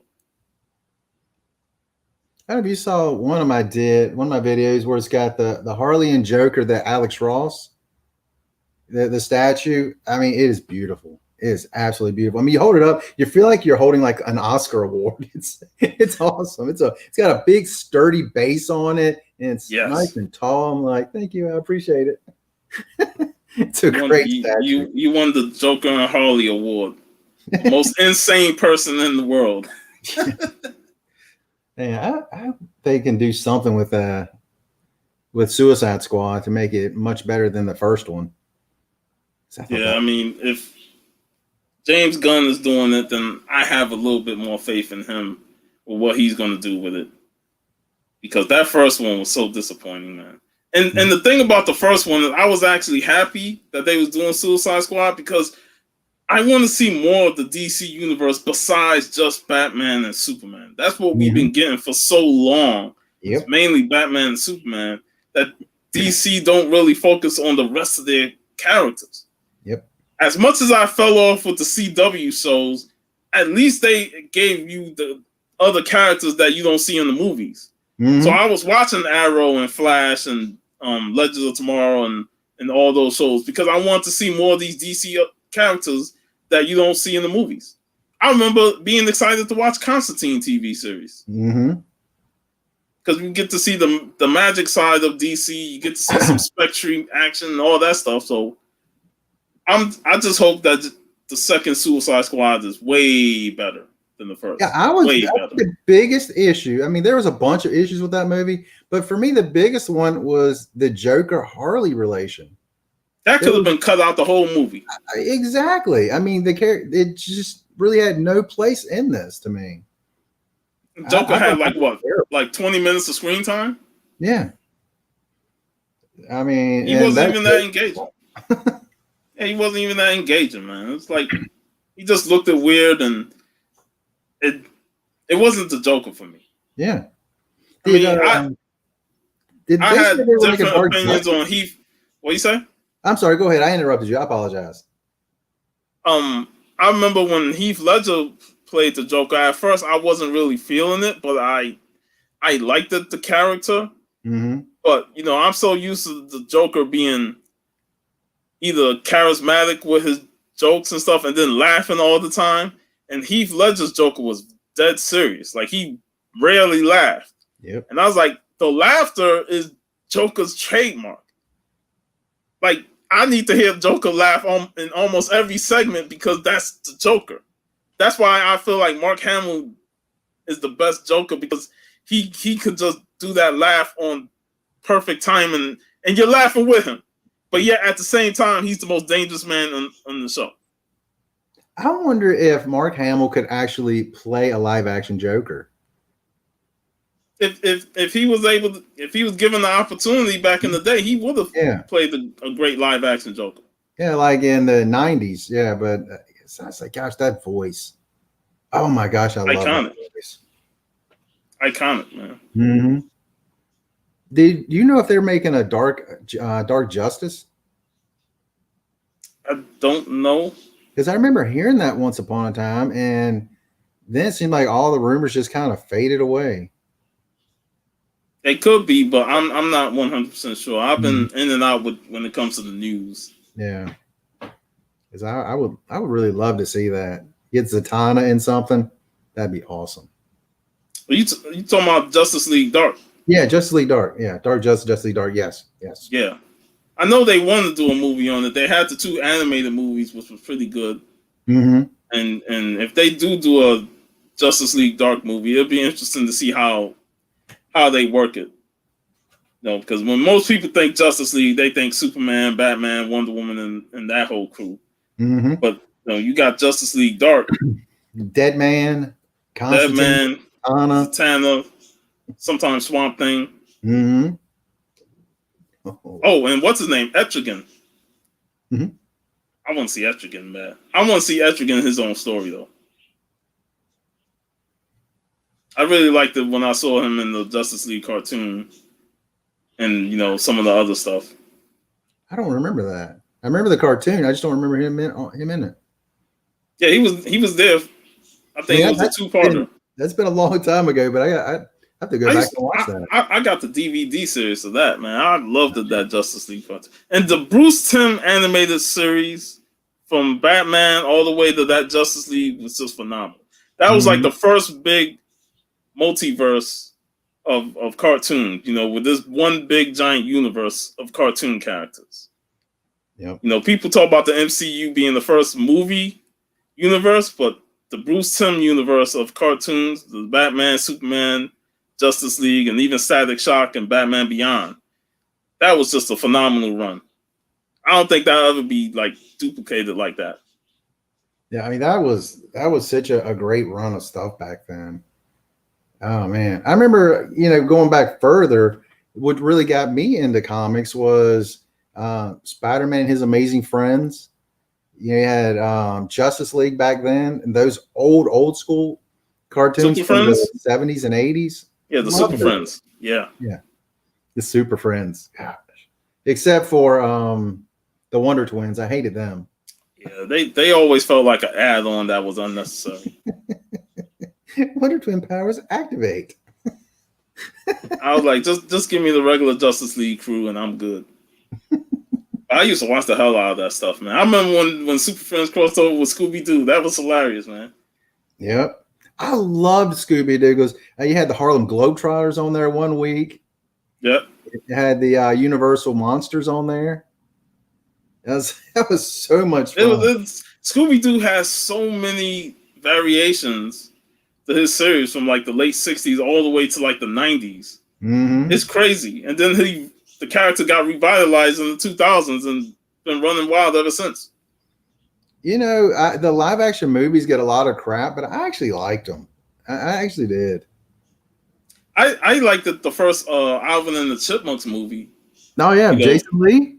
Yeah, and I'm a huge fan of the Chipmunks. Watching the '80s cartoon series so many times. Yeah. The sequels, not so much. The Squeakle. But the first movie I could occasionally watch. Plus it's on the holiday times and it's a holiday movie, so. Mm-hmm. Good times.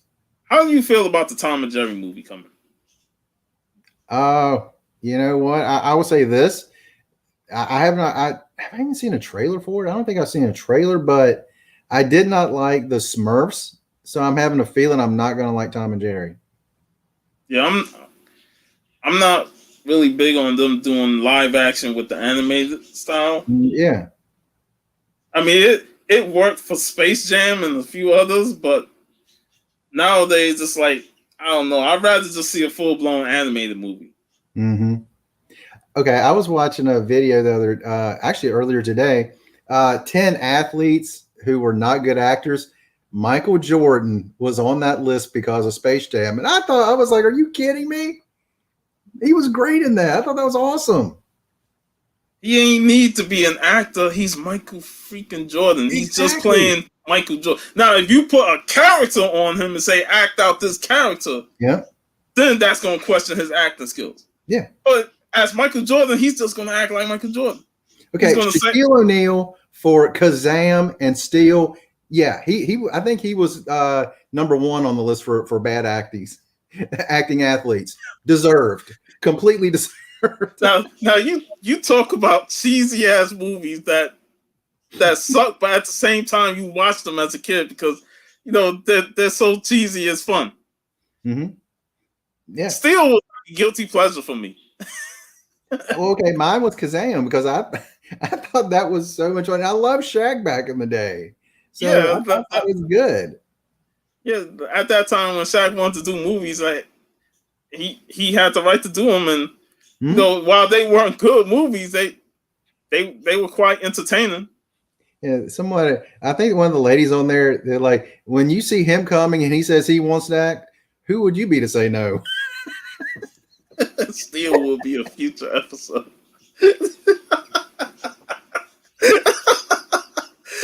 He's already marking it down. We're gonna talk Steel.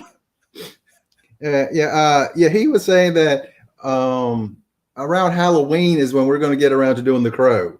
It's like, gosh, I got to wait that long. Yeah. We also going to do the Elvira movies. Oh, that's a lady I still want to meet. Man, her line be so goddamn long. It's crazy, man. Like, I want to go down to Spooky Empire with Jeff them to meet her. Mm-hmm. And when they told me about her line, I'm like, shit, that's pretty much all freaking day. I ain't even going to be able to walk around the con. Oh, man, that's awesome right there. And then the back. And look at that. How awesome is that? I would love to get her to sign that. What is it? Is Cassandra. Awesome. I can't think of her last name. It's Cassandra something. We can do Mallrats. Yeah, we can talk about the Vulture's soliloquy. Yeah, just VV sent me the link to the Arena. We're gonna talk the Arena next week, which is Pam Grier movie. I'll close out the month talking Pam Grier. Foxy Brown. Okay, what? She was on a TV show too. I know she was on that. She was on the CW shows with Arrow. I don't know about anything recently. I know. I'm thinking in the 80s or 90s, probably 90s. I know she was on a bunch of shows in the 90s. Well, let's get this Google machine. She did a lot of sitcom appearances. Jackie Brown. I haven't seen that in forever. That's a great movie. Sorry, I gotta tip the glasses because I'm half blind in my old age.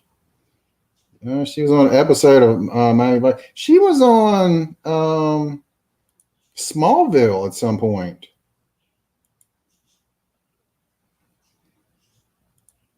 Mm-hmm. She was on the Cosby Show at some point. Yep. She was on a lot of shows. Yeah. Man. I have to look up some Pam Grier stuff because it's been a long time. I'll tell you what I did have a dream of the other day, and I made a list. I was thinking characters in the DC universe that were all African American. Like who would in their prime or anytime play a good Batman, play a good Wonder Woman, Superman, and different villains and stuff. Let me find out the alternate universe DC where they all black. Yeah. Let me grab my list. So you can tell me I'm completely wrong. Well, I do know that they had there's a multiverse that they had where the Justice League was black. I think Grant Morrison written that. I think it was a multiversity issue that he did. Okay. See, like some of these I had different people playing roles. So I was thinking Batman, like Michael B. Jordan. I thought he'd be really good. But then I thought Jamie Foxx. Michael B. Jordan. And then one other one.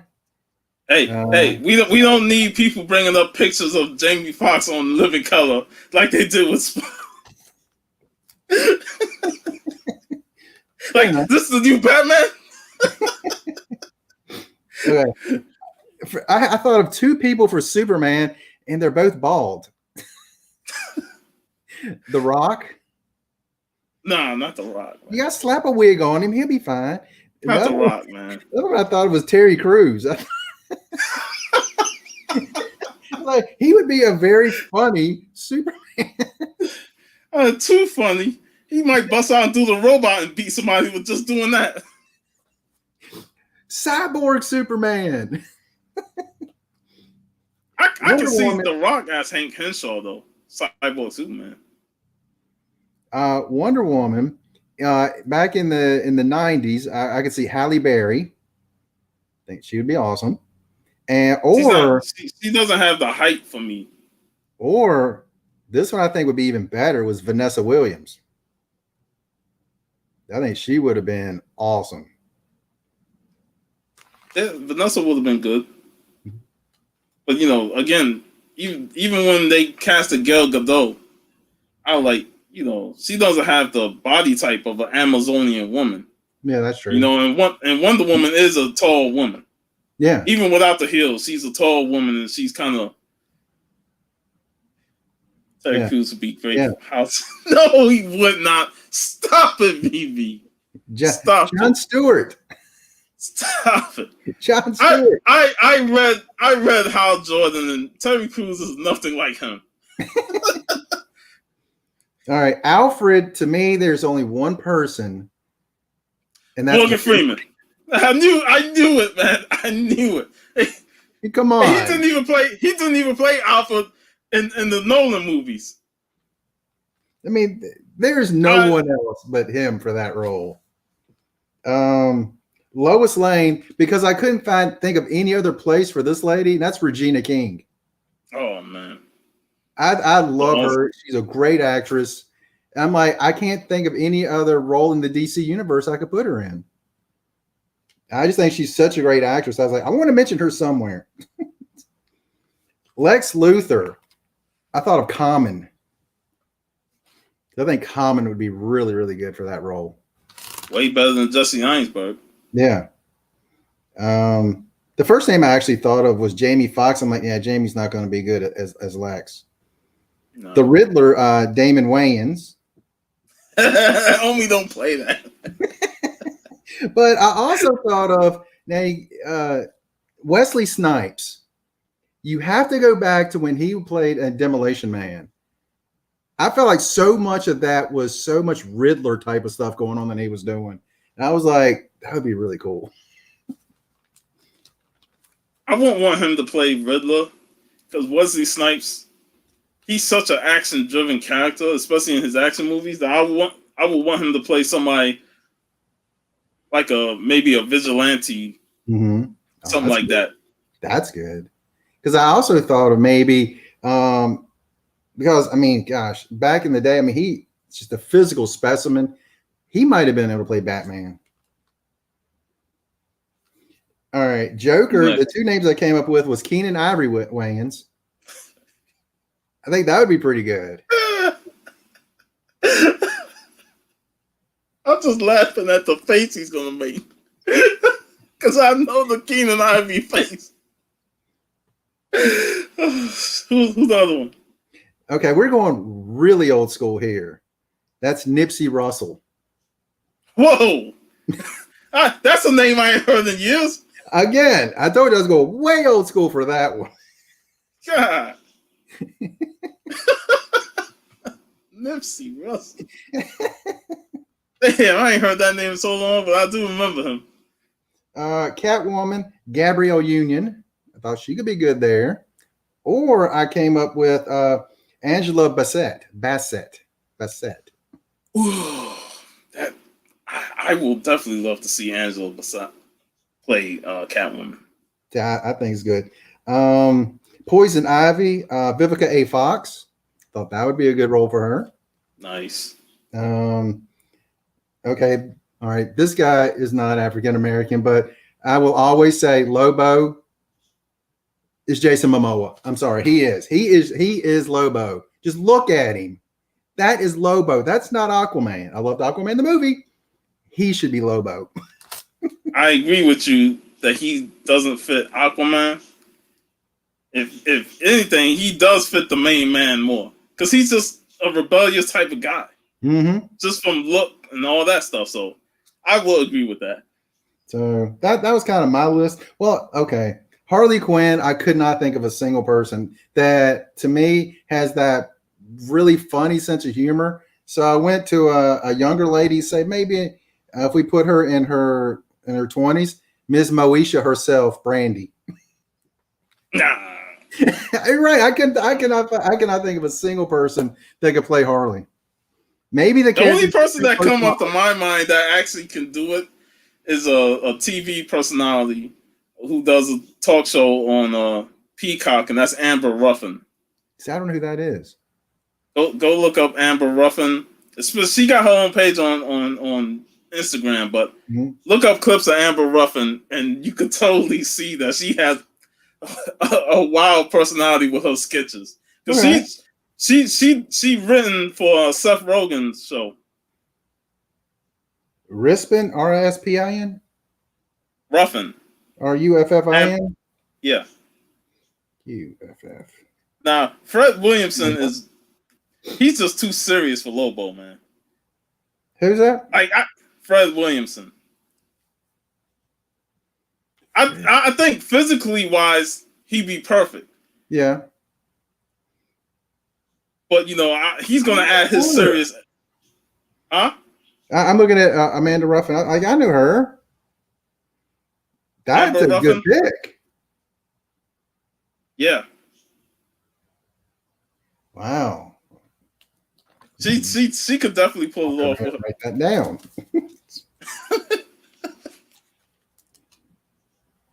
Yeah, she entertains me with her stuff on her show. All right. So anybody that you didn't like on mine that you could think of for some of those roles? I thought some of them were good. Like some I disagree with. Yeah. And then like at least you had two choices, so I kind of lean towards the other choice. Like when you said The Rock as Lex Luthor, I'm like, that's. I'm just trying to think of somebody who's big and muscular, who's got this towering presence. Because I'm just gonna see him as The Rock, man. I'm gonna wait for him to say lay the smack down and know your role and shut your mouth. No matter no matter how many years he's been acting, I always go back to the wrestling catchphrases with him because that's what he started with. I just want him to do the people's eyebrow in every movie. That's all I'm asking. Gotta throw the eyebrow up. Like Rock is so huge nowadays that you look at him when he was younger, it's like, damn, he will whip his younger self's ass. I do have that elite figure that was a Target exclusive from that original match, and he did a little video, and he was like, "Good God, look at that hair! What was I thinking?" Hey, I miss The Rock with hair, man. At least not early Rock when he first came in. His hair was wild and bushy. Yeah, he's got that stuff. But like 98, 99 Rock when he used to look like Elvis Presley with the sideburns. Yep. He was hilarious then. And when he watched that first match, he was like, "Why was I smiling so much?" Yeah, because he's a baby face. He's a blue chipper. Oh, JR. Doing more steroids now without 200 days wrestling schedule. Yeah. He ain't got to worry about drug testing either. Yeah. Come on. The Rock's clean. Come on. Come on. That's how rumors get started.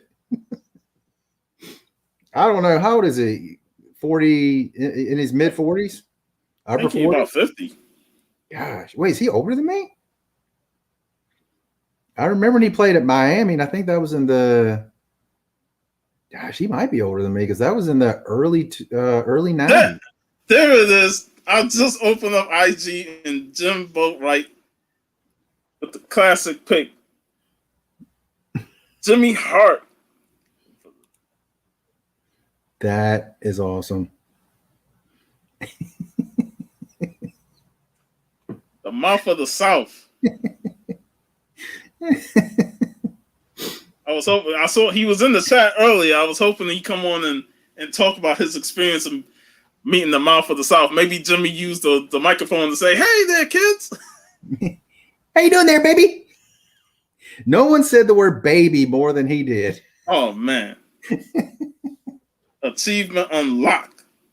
Now I kind of wish I went, man. So where was that at? Is that a show this weekend? Yeah, it was in I think Kissimmee or Ocala. Which I remember hearing some And people. I know both posted in our group chat that he was going and he was going to meet. He was going to meet Jimmy Hart and Tugboat. Gosh, man, I remember when I was at Tidewater and Jake the Snake was there, and this was before I saw the thing where he was clean. So I didn't want to go over there because I'm like, he might be totally toe down, and I don't want to go meet him while he's toe down.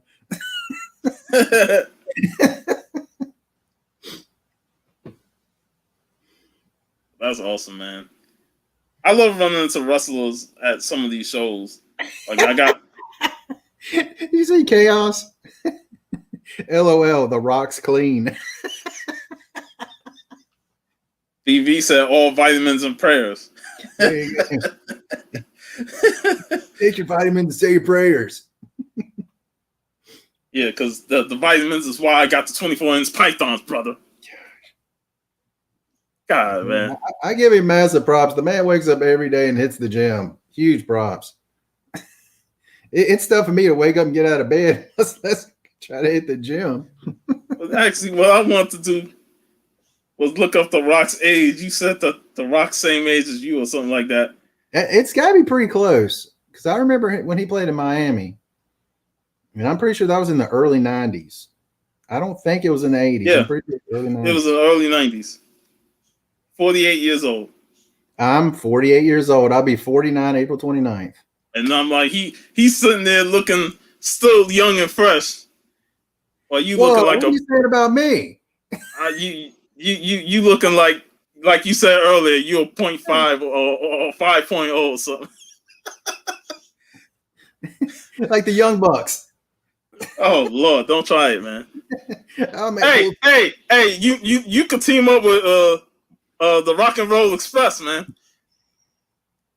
I know. I think they're still touring every now and again. Yeah, they still touring and doing Canadian Destroyers. Like, what the fuck? These guys are old as dirt, man. I mean, those guys were in there probably around 30 when I was around 12.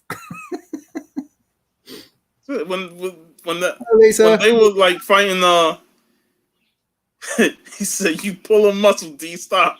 It's like, I need some ice.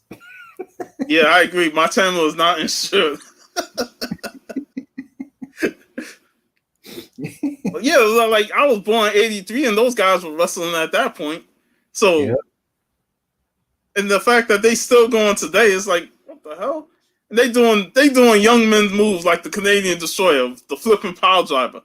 I'm like, get the fuck out of here, man! You guys too old. You're gonna hurt your asses doing that, man. I'll tell you the best. If you have Twitter, follow the Iron Sheik. Oh, I already know it, bro. I already know. I'm not going to break your back. He will break your back and make you humble. Okay. And just about everything ends with "go F yourself." That dude's a treasure, bro. I'm like, he's the only person that could say that, and I'd be like, okay, it's great. And you laugh at it, man, because that's the Iron Sheik, the man who used the word to jabroni more times than The Rock, man, because he used it in the 80s. Yep. The Rock said, "I didn't invent that. Sheiky Baby invented it." Yeah, and that Sheik documentary was really good. Yep, that was very good. He sure made the cap locks humble.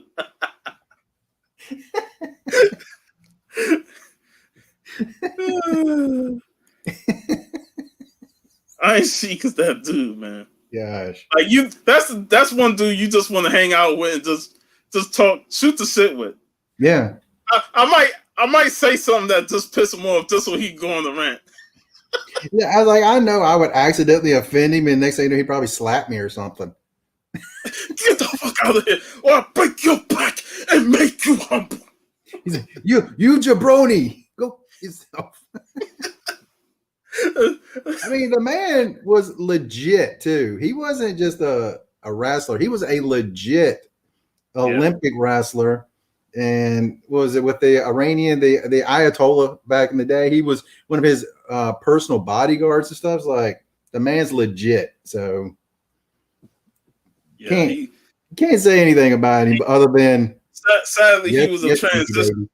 He was a transitional champion to get the belt off of Bob Backlund to put it on Hulk Hogan. Yeah, but hey, he got to hold the belt. Mm-hmm. When you see Iron Sheik, you address him as WWF champion Iron Sheik. All right, do you remember back in the day when he had those things that he would like swirl around? Yeah. All right. Yeah. He came to Lynchburg and he challenged anybody. It was at a baseball game. Anybody that could swing those things around like he did, he would give them like, I don't know how much money it was. And he had some of these big, strong guys come out there and they could not do that. And he just swung them around like they were nothing. And I'm just like, my gosh. it's people look at because he had that pot belly, kind of like mine. So when you really look at like wrestlers back in the day, like you had your muscular bound ones, then you had the ones that look average. Like I always felt Ric Flair looked at average. He had some muscle in his arm, but he was flabby in his chest and all. But he can go 60 minutes with anybody, including females. So he could go all night, long. All night. But he made sure he saved up enough time for the woman. You know why he looked a little flabby? Because when he first come up, he was just pure jacked muscle, and they said he weighed around 320 when he first. Well, I saw a picture of him like in the early 70s, and he was with Dusty Rhodes, and I'm like, man, he looked like Dusty Rhodes. He looked like he was a 70s version of Dustin, because he looked just like Dustin. Yeah, because he wanted to be called one of the Rhodes. Like his brother or something. And back early on, you'll notice he had a unibrow. Yeah, I did. I seen those in the documentaries and stuff. He had a unibrow and all that. Then he messed up his back in the airplane crash. Yep. Fortunate for him, because something like that happened, man. That could have either ended his career or he could have died. But he recovered from that, and he became the legend that he became. Yeah, Varangi, nobody made the camel clutch look more legit. Yeah, I wouldn't want him putting a camel clutch on me. The Iron Sheik, yeah, she looked like he just snapping at his. Oh, it looked like that hurt. He break your back, man. Mm-hmm. Break your back. But I was like, yeah, back in those days, that was before Rick was styling and profiling. Yeah. He would do some. My shoes cost more than what you made last year. He said the plane got the worst of it. Yeah. Yeah. My shoes cost more than your house. I liked it when Triple H on the Horseman DVD brought up how the Horseman was like the embodiment of corporate greed. Especially around that time when you had Wall Street came out with Michael Douglas. Yeah. And the 80s was just like huge in terms of greed and money. Mm-hmm. And the corporation represented the Horseman represented the corporation, and Dusty Rhodes was the perfect for it because he was the common man. He was what we looked up to. And when they had them promo battles and the wrestling battles, man, it captures your attention. Yep. And that, to me, and I hate to bring up today's wrestling, but damn it could never have those type of storylines that they had in the 80s. I mean, another big problem with today's wrestling is we all know it's scripted now. Back in the day, I mean, most people thought it was legitimate. Yeah. And so, because I know Jim Cornette, he's like, when he went places, I mean, there were people legitimately wanted to kill him. because he was like, we could go places. Sergeant Slaughter got the worst of it when he had to turn heel on America. Mm-hmm. They threatened to take that man out, take his family out. Couldn't even go to the restaurants to eat. I mean, looking back on it, it's funny, but at the time, it's like, wow, they really took that serious. My grandma, she hated Ric Flair with a passion, with an absolute passion, hated that man. They still are. Yeah, like my granddad, he couldn't stand when he said when he was watching wrestling, he hated Billy Graham. Because Billy Graham will always beat the faces and walk out and flex his muscles and stuff. He could not stand Billy Graham, man. Yeah, I think they, Mike Tyson's Punch Out, one of the characters is loosely based on Billy Graham because they couldn't actually say it was Billy Graham from back in the day. Yeah, just like the characters in the Final Fight games. Mm-hmm. They had those guys that look like Andre the Giant. Shit, it's Andre the Giant. Have y'all done what's the name of that movie with Andre? Oh, Princess Bride? Yeah, Princess Bride. Yeah. Have y'all done that? We talked about that. I was watching the Andre documentary, and when they talk about Andre's farts, it's one of the funniest things. It's absolutely hilarious. But I was watching a YouTube video where Carrie Yules, and he was on what's her name? It was Regis and Kathleen. What's the lady that hosts the show now? Kelly. And he brought up Andre's farts. Out of nowhere. He was like, he said legitimately it lasted 16 seconds. We were on like a wooden stage and it was shaking. I was dying laughing. Hey, you don't want to be behind Andre on the receiving end of that. But man, Andre was such a character, man. Mm-hmm. I got to see him at the MSG show when him and Haku were tag team champions. Oh yeah, Haku. That's just a sight I want to mess with. Yeah, he'll rip your eyes out. Mm-hmm. But man, that was like just the sight of Andre from a distance, longer distance, was just surreal. Mm-hmm. And that was one of the things I was fortunate to at least see Andre when he was still around.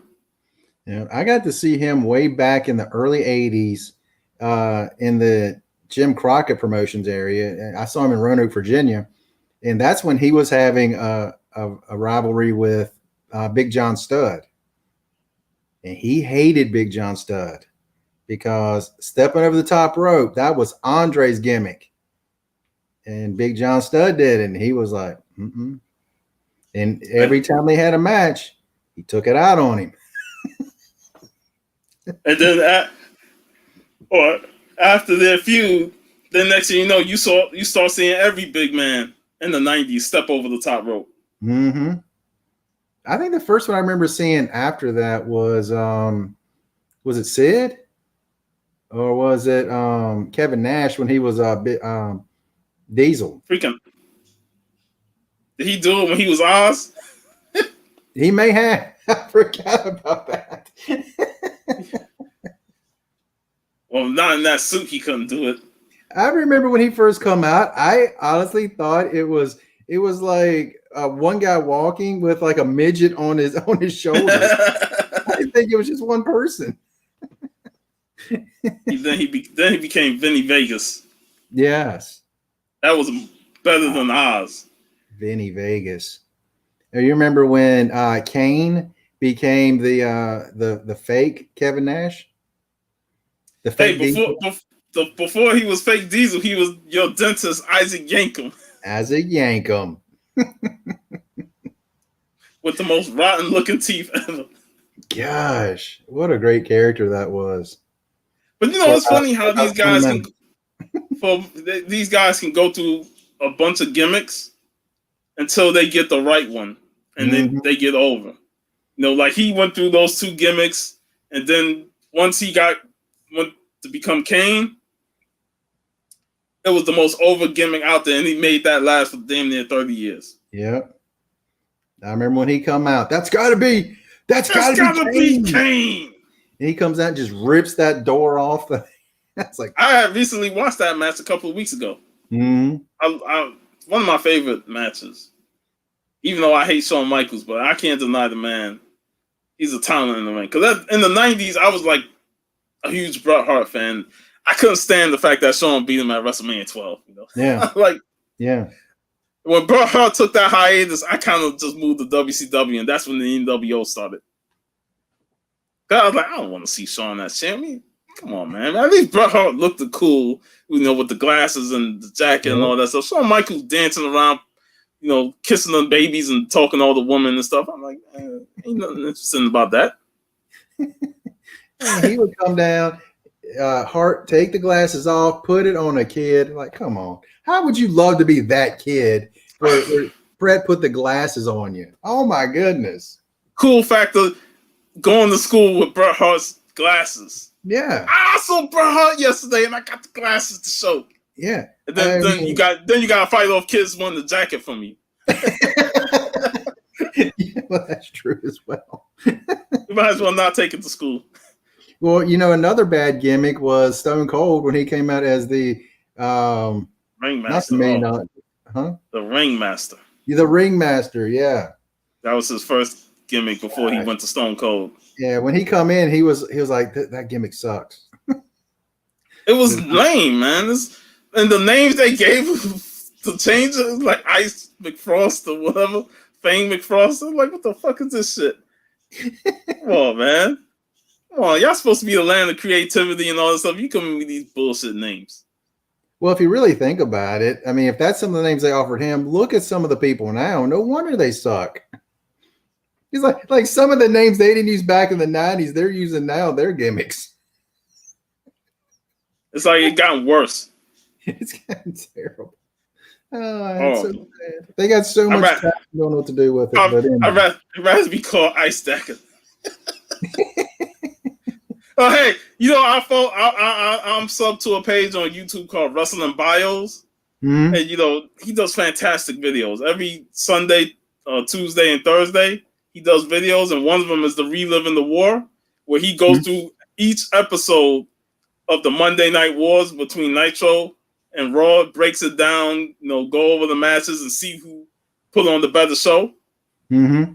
So this month is he's in July of 1996, and you know he's been building up to this time with the debut of Glacier. So he's like, Glacier will come in July, and he's like, I'm ready for Glacier. And so it's been hilarious, the running jokes going on with that. And now I feel like watching the episode with Glacier's debut, and I remember that shit. Did he watch it back then, or is this new to him? No, he did watch it back then. Okay, because I thought if this is new to him, the letdown will be epic. But he's making a sarcastic joke about, I can't wait for Glacier to debut. Okay. Maybe he might be the third man at Bastard to be. Bro, I will say this. Glacier. Check out his channel and watch the last video that he posted, which is Reliving the War. And check it out. Vanessa said I watched it too. That is awesome. But it's fucking hilarious.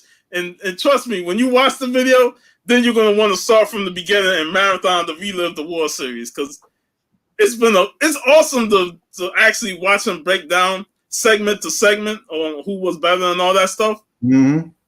And you know, it's like, yo, this is pretty dope. I like him going through this stuff, and he gets entertaining every episode.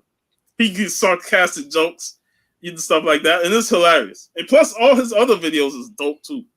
That's awesome. I would definitely look that up. I never would have thought that somebody would do a video on Too Cool, Scotty Too Hottie, and Grandmaster Sexay. Mm-hmm. And then I enjoyed the fuck out of it, man. I thought like that was a team that was underrated in the Attitude Era, and they were pretty good. I really liked them back in the day. Yeah. I mean, granted, how long did it take Scotty 2 Hotty to do those 3 hops and then do the worm before he did that move? I'm like, it took him like 2 minutes to do like all that. you would think the guy was able to get out the ring before taking the move. But now he got to lay there and take it. Well, I mean, look at The Rock. I mean, before he threw the people's elbow, he's got to run, jump over you again, and then come back through there. Hey, before he did the running, he had to do his take the elbow pad off, throw it in the crowd, do the swing, hit both ropes, and then do the elbow. I'm like, damn, I could have gone made a sandwich, come back, and then catch the elbow. Did you ever hear Mick Foley talking about that? I think I did. He's like, I saw him practicing. And I'm like, that's the stupidest thing I've ever seen. Then he gets out there and he's like, he puts it over. It's like no one else could do that. Yeah, because when he first started doing it, it wasn't over. You know, like late 97, early 98. Yeah. But soon as he kept doing it, the fans reacted to it. And then he said, I'm going to call it the people's elbow. And the fans like, yo, that's our elbow, man. And then it took off like gangbusters, man. Every time he does it, everybody stands up like, oh, he's doing the people's elbow. Me and my friends would be watching, like, here it comes. And then we be doing it in school too. Like, I'm knocking dude down, like, oh, here comes the people's elbow, and then just drop the elbow on him because I ain't got no ropes to hit. Did you actually, well, funny story, when I was training martial arts, when I actually went back a few years ago, me and one of my friends, they had a cage. So I go from one side of the cage to the other. But I remember the one time he had the slacks on, he had the dress shoes, and he went to stop, and that the slide with Bulldog. Yeah. That was class. That's probably the most iconic people elbow of all of them. Yeah, I mean, it's one of those things that it became epic, but it could have been the biggest botch. Yes. He could have slipped and bust his ass. But he timed it perfectly. The slide. He looked so cool doing it. The slide. People's elbow. Oh my God. I love that. Man. Man. Actually, I can't. I'm gonna watch that channel tonight, because when the network first come out, I went back and was kind of watching those as they happened. And WCW and Raw, kind of watching that same time period, then when the pay-per-views would come out and stuff. I was like, gosh, miss those days. Yeah, man. Great. I feel like when WCW went under, along with ECW, that was like pretty much the end of wrestling. Mm-hmm. I still watched WWE afterwards, but it just wasn't the same without WCW. I mean, for me, it lasted another about 2 years, but after that, that's all she wrote. And yeah, I was a WWF homer, but I liked what WCW was presenting. But then they started getting stale when they kept relying on Hogan and the NWO. And I know Biggie Shaq would disagree with me, but I'm like, man, Hogan by 99, 2000, I was like, get the fuck off my screen. Because I'm like, how long can you keep riding the NWO? That's the end of my problem with that was, it's not that they had the NWO, it's that nearly every wrestler in the locker room would come out. It's like, who are you going against? Diamond Dallas Page, that's it. That was my biggest problem. Ridiculous. It got ridiculous, and I felt like they rolled the NWO angle too much. And what killed WCW for me is when they lost all those mid-carders like Benoit, Dean Malenko, Jericho, and all those guys, because those guys provided a solid mid-card, that balanced out. Like, yeah, you're going to get a couple of stinkers from the main eventers, but you had an awesome undercard and mid-card. Yeah. Once they lost those guys, the cruiserweights, once they lost those guys, man, their mid-card scene sucked. You had General Erection.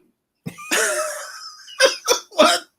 Hugh Morris as General Erection? Yes. That was Vince Russo at his worst with the character names. Yeah, that's one I try to forget. Yeah. That's why sitting and watching WCW 2000 is very hard. It's very hard. It's like sometimes I gotta fast forward through the garbage. And they even botched Booker T's run. because I was happy for Booker T when he got to the title, but then they kept taking it off him, and Vince Russo won the belt from him, and Nash won the belt from him. I'm like, what the fuck, man? Just give Booker a solid run.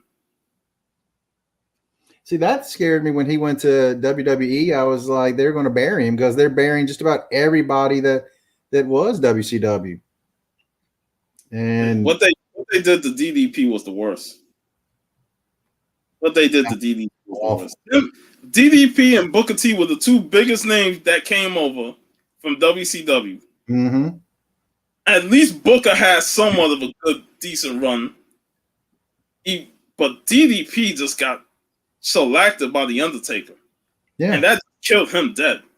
I mean, that whole stupid thing with him spying on his wife, I'm like, dude, that's ridiculous. And then after all that, he gets the smiling gimmick. What the fuck? Yeah, that's right. They're like Booker T, when he first got there, they buried him a little bit, but he just worked his way through it, and huge props for him.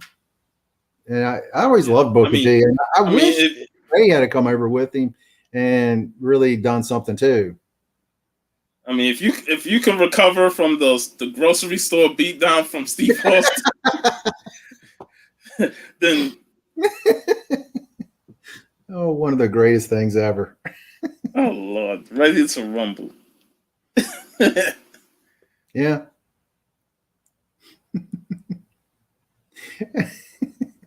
Well, what was the actor's name? David Arquette getting the title. I mean, that's got to be one of the lowest lights of all time.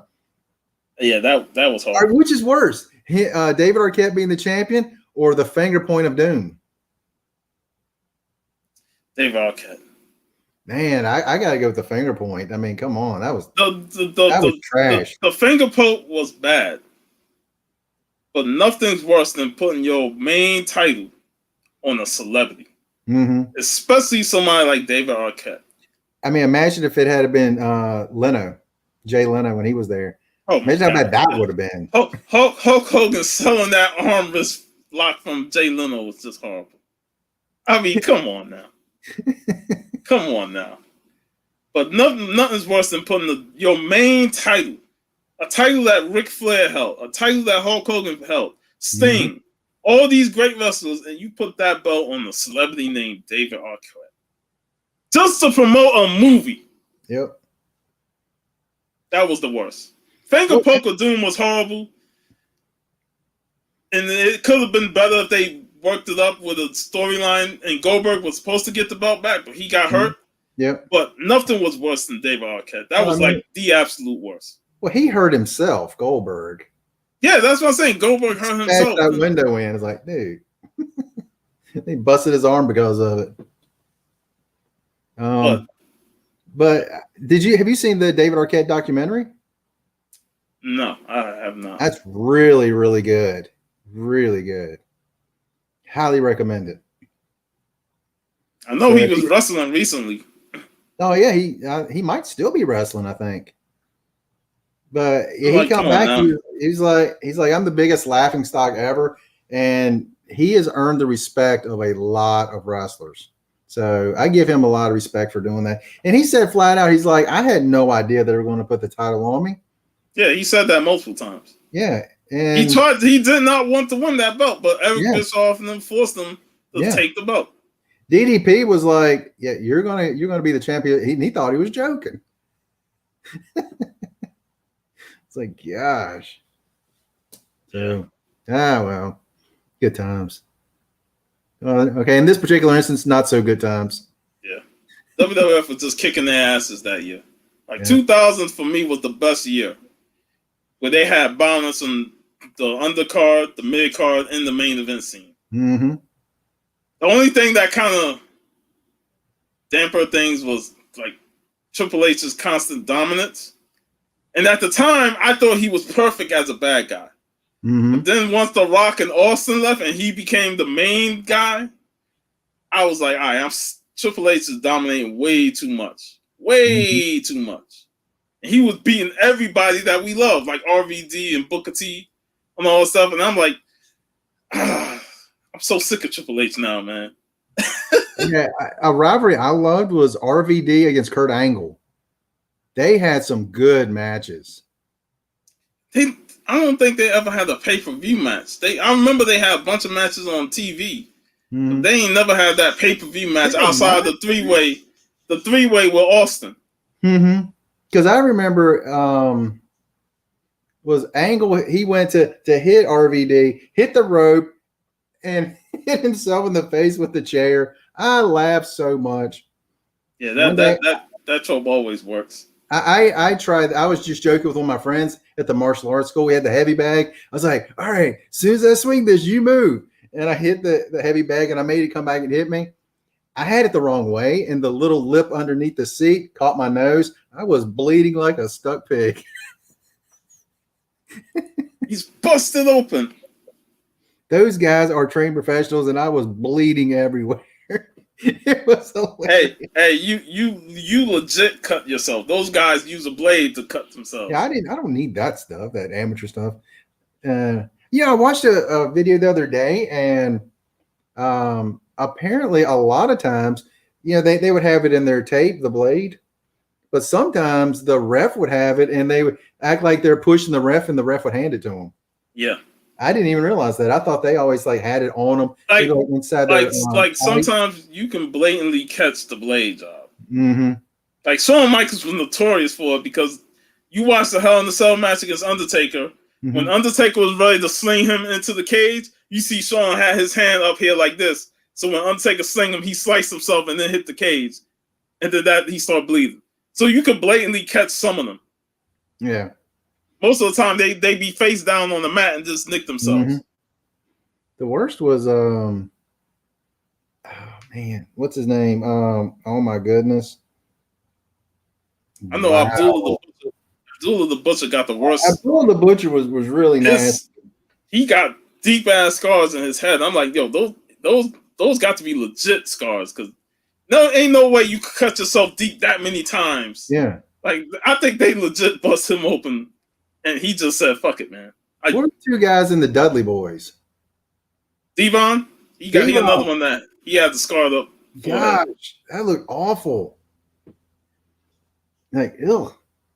Then he had some work done though, because it don't look as bad as it did when he was wrestling. Dusty, he had them really bad too. New Jack was another one. Oh gosh, New Jack. That's a human being I will never speak badly of because I'm afraid he'll come find me. Legitimately, that dude. That dude was crazy. What's up, Cap? Yeah, that guy. But every time he came out, you gotta watch the New Jack match, especially with Natural Born Killers playing in the background. He was going against one guy, and the guy had a botch, and he tried to literally murder the man. Yeah, when he threw him off the top of that scaffolding. Yeah, because that was a rematch from their match in ECW. Mm-hmm. No, Sandman was like, yeah, we were hanging out. He was like, yeah, he bought a taser. And he literally tased the man. So hey, there he is right there. The man who just met Jimmy Hart. Boat right. Jim, you need to come on the show if you want to come on the show and talk about that situation, man.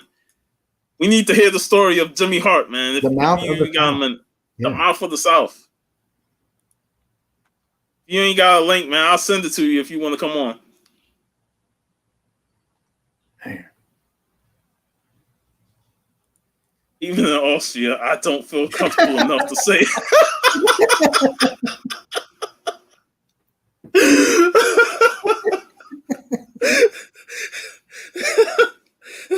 the fear is strong.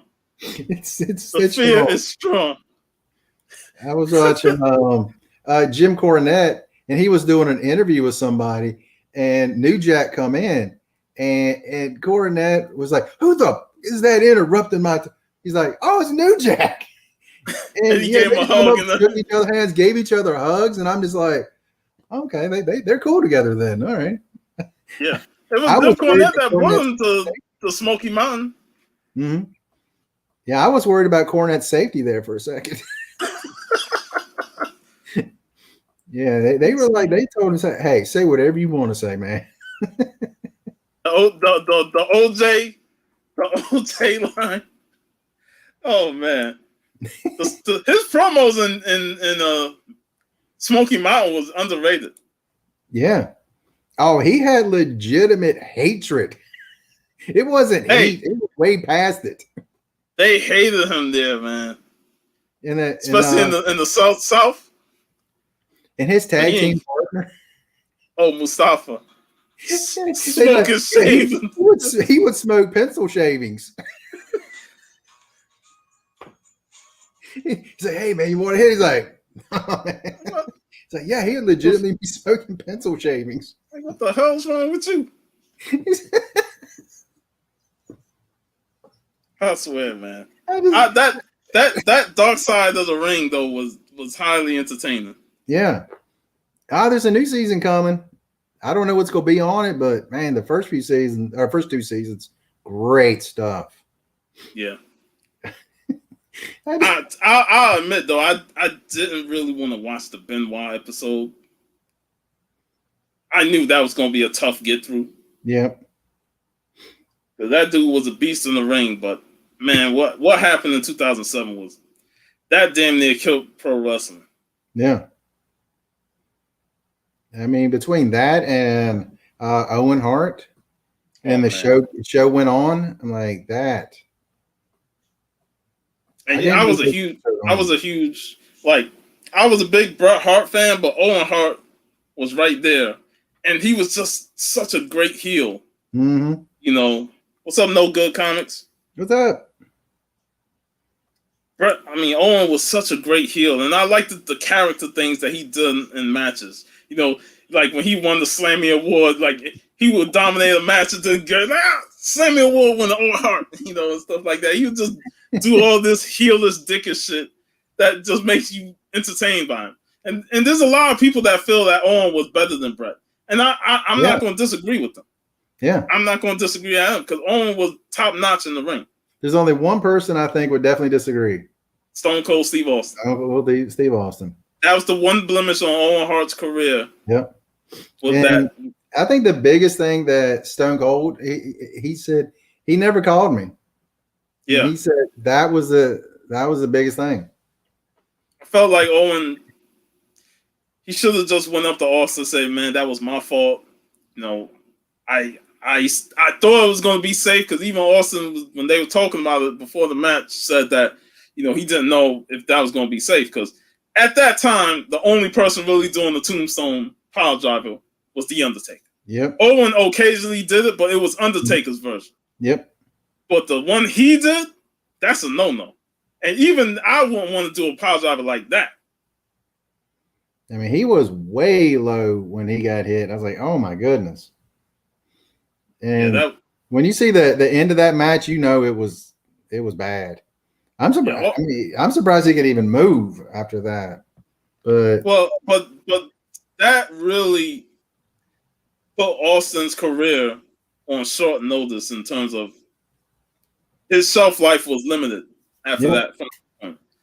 Like he was fortunate to able to wrestle after that and become the champion, but you knew it was going to come back and haunt him. Yeah. And even after the neck surgery, he only had like 2 years to wrestle before he had to.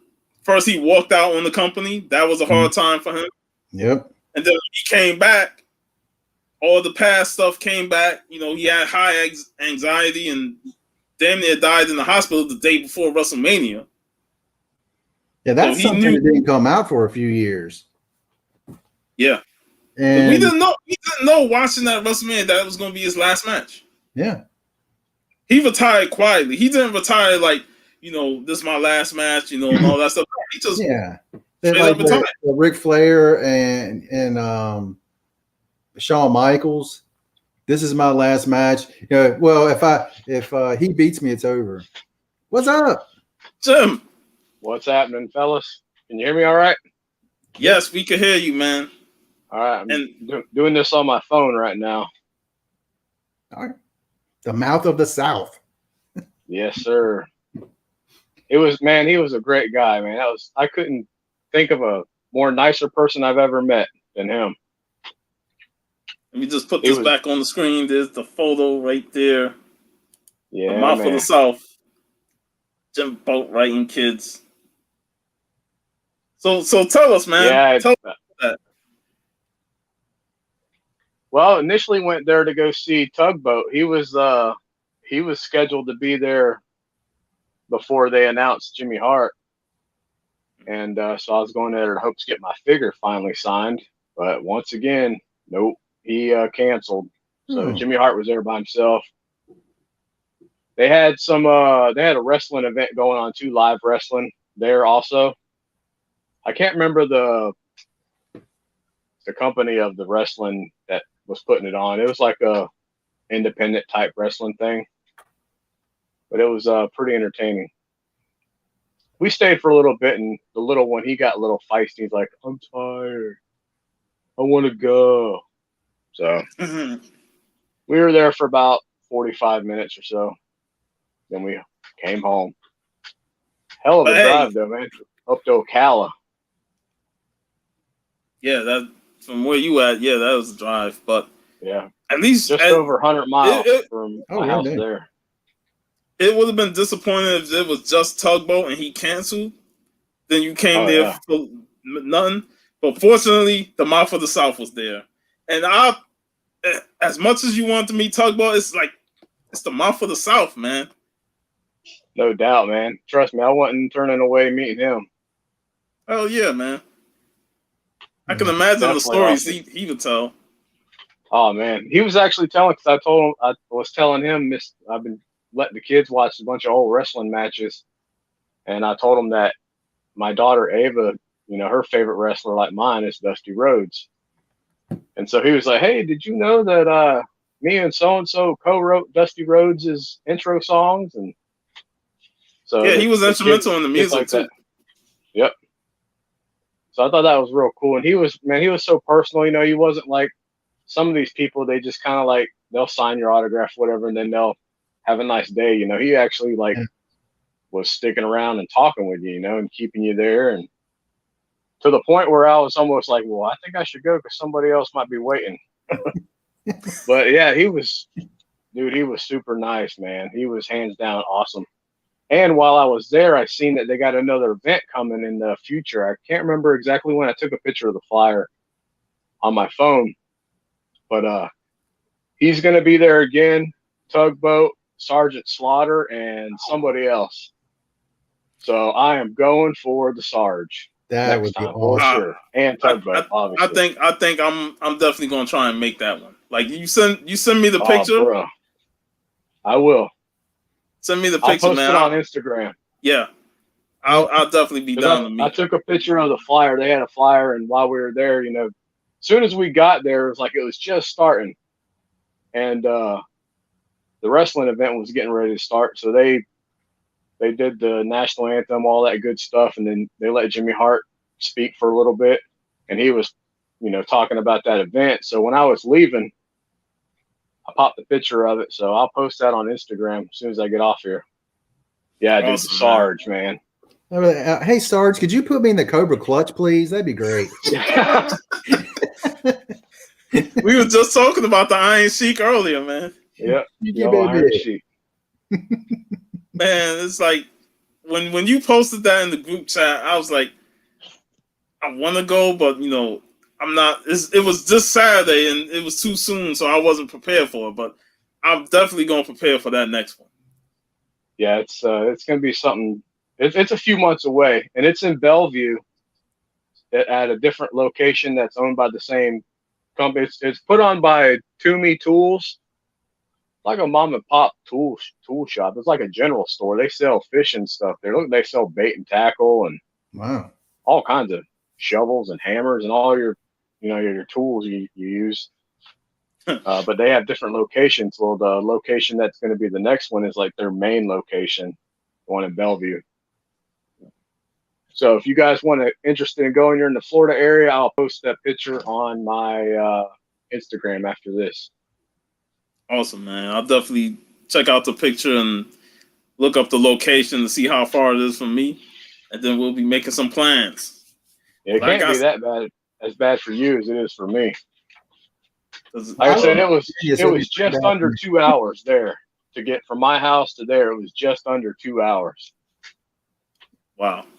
So I spent a good 4 hours driving today. But you got to meet the mouth of the South, man. And I did, man, and I wouldn't have changed that for nothing, man. I've always wanted to meet him. It's just because he's here. He be here in Florida. Yeah, I think he lives here. He's got to live here. Yeah. And I seen a couple of years ago that same place. They had Brutus the Beefcake Barber there, and I think they've done stuff with the Nasty Boys and. Yeah, the Nasty Boys, I see almost all the time when we go to them shows, man. But the way you said events all the time, apparently. Yeah. The way you said Brutus the Beefcake Barber. Yeah, I didn't even say anything, man. Just let it slide. Let it slide, man. I just think of when Zeus, rest in peace, tiny listener, man, when he said Beefcake Barber. Yeah, man. But I definitely want to be down to go see the Mouth of the South, man, because that was a huge part of our childhood, man. The Mouth of the South, Jimmy Hart, manager of all those great wrestlers, man, and that megaphone he had. Calm down, baby. You know we gonna win this match. That's right. We gonna do this. We gonna win. We gonna the greatest intercontinental champ of all time, the Honky Tonk Man, #1 platinum hit. I was like, man, to me, that dude's so annoying, but yet so entertaining. Exactly. Yeah, it was cool when he went to go give me his horn, man, his bullhorn. I'm like, I can hold this. So yeah, you see in the picture, I'm holding this bullhorn. I'm like, hey kids, you want to hold this horn? And they weren't interested. I said, hell, I'll hold it. Dude, I would. Yeah, man. But yeah, man, I mean, if you do get to meet him next go around, and you'll be surprised, man, how awesome he is. Oh, I can imagine. Just a down to earth dude, man, for sure. I'm still pissed though at Tugboat, man. That's the 3rd time I've missed out on him. Damn. And all I want to do is get my damn figure signed. Hey, you gotta get the Shockmaster figure to complete the set. Hey, I want that one, but Jesus, man, that thing's expensive. The Comic-Con exclusive where he's upside down and his helmet's next to him. That's the one I want. Awesome though. But that's an expensive figure, man. Yeah, Little Boat, he didn't get to go. I told him last night. I said, dude, if you don't get your room clean, you ain't going, bro. I said, you better get in there and hustle. And I guess he wasn't taking me serious today because he got to stay home and I took the other kids. So he was a little upset. He was a little upset, but I'm sure he was like this once he found out that Tugboat wasn't there because he wants to meet the Shockmaster. And see that awesome Shockmaster helmet. I knew if I can find a helmet and like paint it and glitter it up, man, in time. You go dressed as the Shockmaster. When you get close to the table, just trip and fall. Grab the helmet, put it back on real quick. What's up, Nicholas? That'd be awesome, man. That'd be great. Yeah, man. So other than the event, how you been doing, man? Man, I've been doing all right. I've been hanging in there. Probably about 3 or 4 weeks ago, I was quarantined. You know, I was exposed to somebody with COVID, so work quarantined me for 10 days. So I got to have a mini vacation here at the house. And other than that, just been getting by, man. Just keeping on. Yeah, man, that's all we can do, man. Just work. Finally got another vehicle too right after I got out of quarantine. Nice. So awesome, the little silver stunner is going to be retired for the family vehicle. That's going to be my work vehicle. Nice, man. That's awesome, man. I'm glad. Everything's been going good though, you know, for the most part. I'm glad you're doing well. I'm glad you was able to go to the event and at least meet the Mouth of the South, and hopefully, I'm want to plan the trip to come down to Tampa again, though sometime either next month or afterwards. Yeah, we can all hang out again. Oh, that'd just be have great. a blast. I haven't seen Steve in forever, man, and or talked to Jeff. I messaged Steve the other day for the first time and said, dude, I ain't talked to you in a while, man. How you been? So I got to talk to him for a little bit, but that was the first time I talked to him since, back when I was quarantined almost a month ago. And we used to usually talk daily or every other day. I'm thinking Steve is working because he hasn't been much on the show lately. But yeah, he told me he had to work last week. I had to work last weekend too. And he said he had to work this weekend also. Yeah, because I wasn't on last week. That. Yeah. I feel my show is shrinking now. Everybody's not showing up no more. I was thinking of turning it into a bi-weekly show or something like that. Last Saturday, I come in, I turned my computer on, and I was like, all right, hey, wait a minute. I didn't get an invite. Yeah, last week I couldn't really do the show.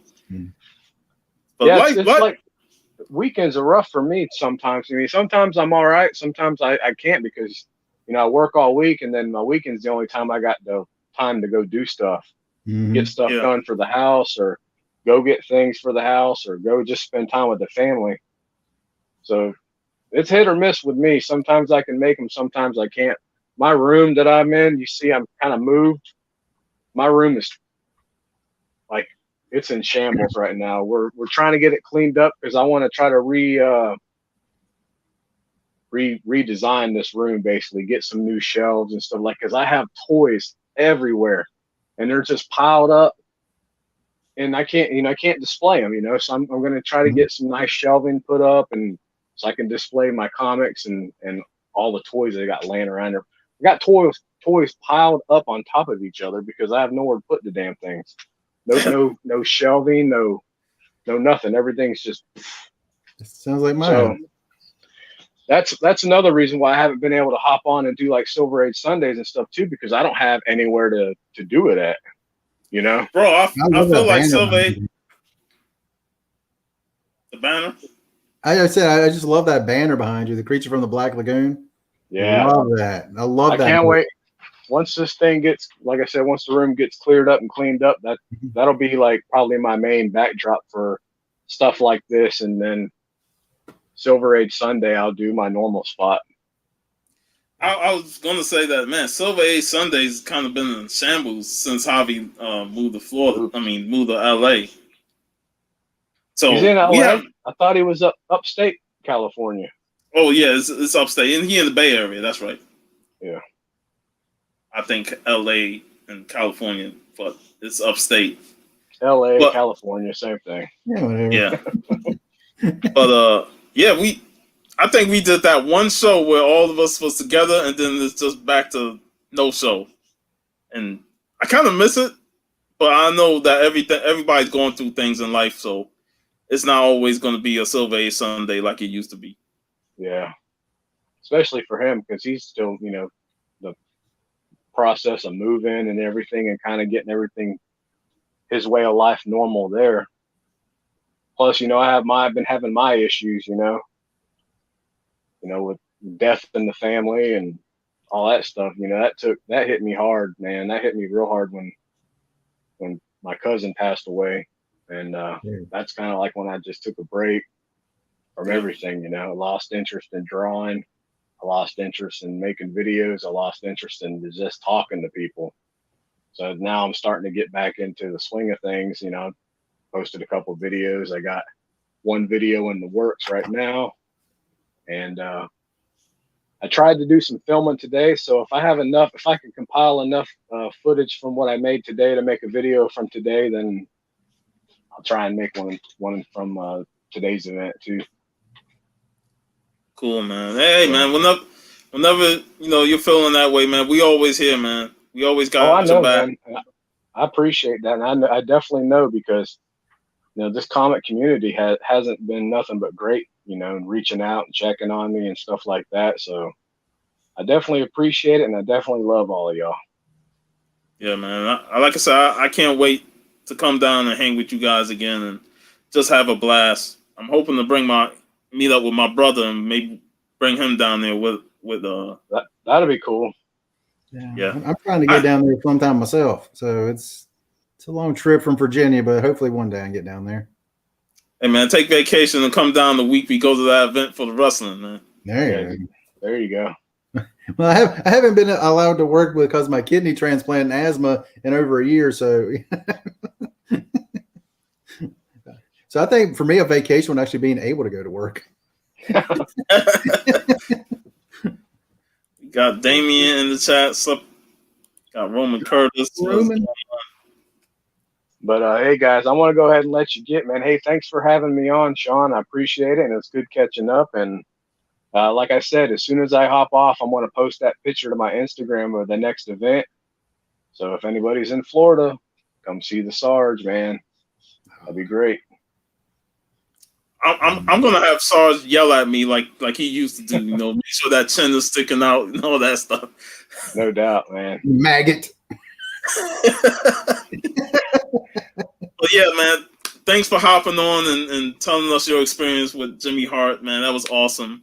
And anytime you're available on the Saturday, just let me know, man. I always want to shoot you the link, but I know sometimes you be working and you be busy with family. So whenever you're available, man, you can come on the show anytime. You know that. I appreciate it, man. I thank you very much. And like I said, you guys have a great day and take care. And, you know, don't do anything I wouldn't do. Hey, good chatting with you too. I think it's the first time we've gotten to chat. So it's good, good talking to you. All right, guys, take care. Take care, man. Take care, man. Hey, that's your first time with him. I'm pretty sure. That's a Secret Origins episode right there. There you go. You're gonna have a great time with Jim, man. Jim is an awesome guy. He got toy collection, you know, with his kids and all that stuff. So you're gonna hear some great stories with him. So that's awesome. Definitely set that up in the future. So I'm gonna look to end the show right here. I felt like, you know, for it was mostly me and you for the whole show. You know, we had JB Discovery Bay at the beginning. Then he dipped out to do his Wanda show, and then he was able to get Jim Boatwright to come on and talk about his experience meeting the Mouth of the South, Jimmy Hart. So, and we had great conversations about everything. Mm-hmm. So, I want to thank everybody. Always good times. Always. I want to thank everybody for coming in the chat, who showed up and watched us throughout this whole 2 hours and 37 minutes. Thanks to the late bloomers like Sleepy Rita and Varangian and Vigilante, who was here from the beginning, and we got the hobbyists came in. Hello.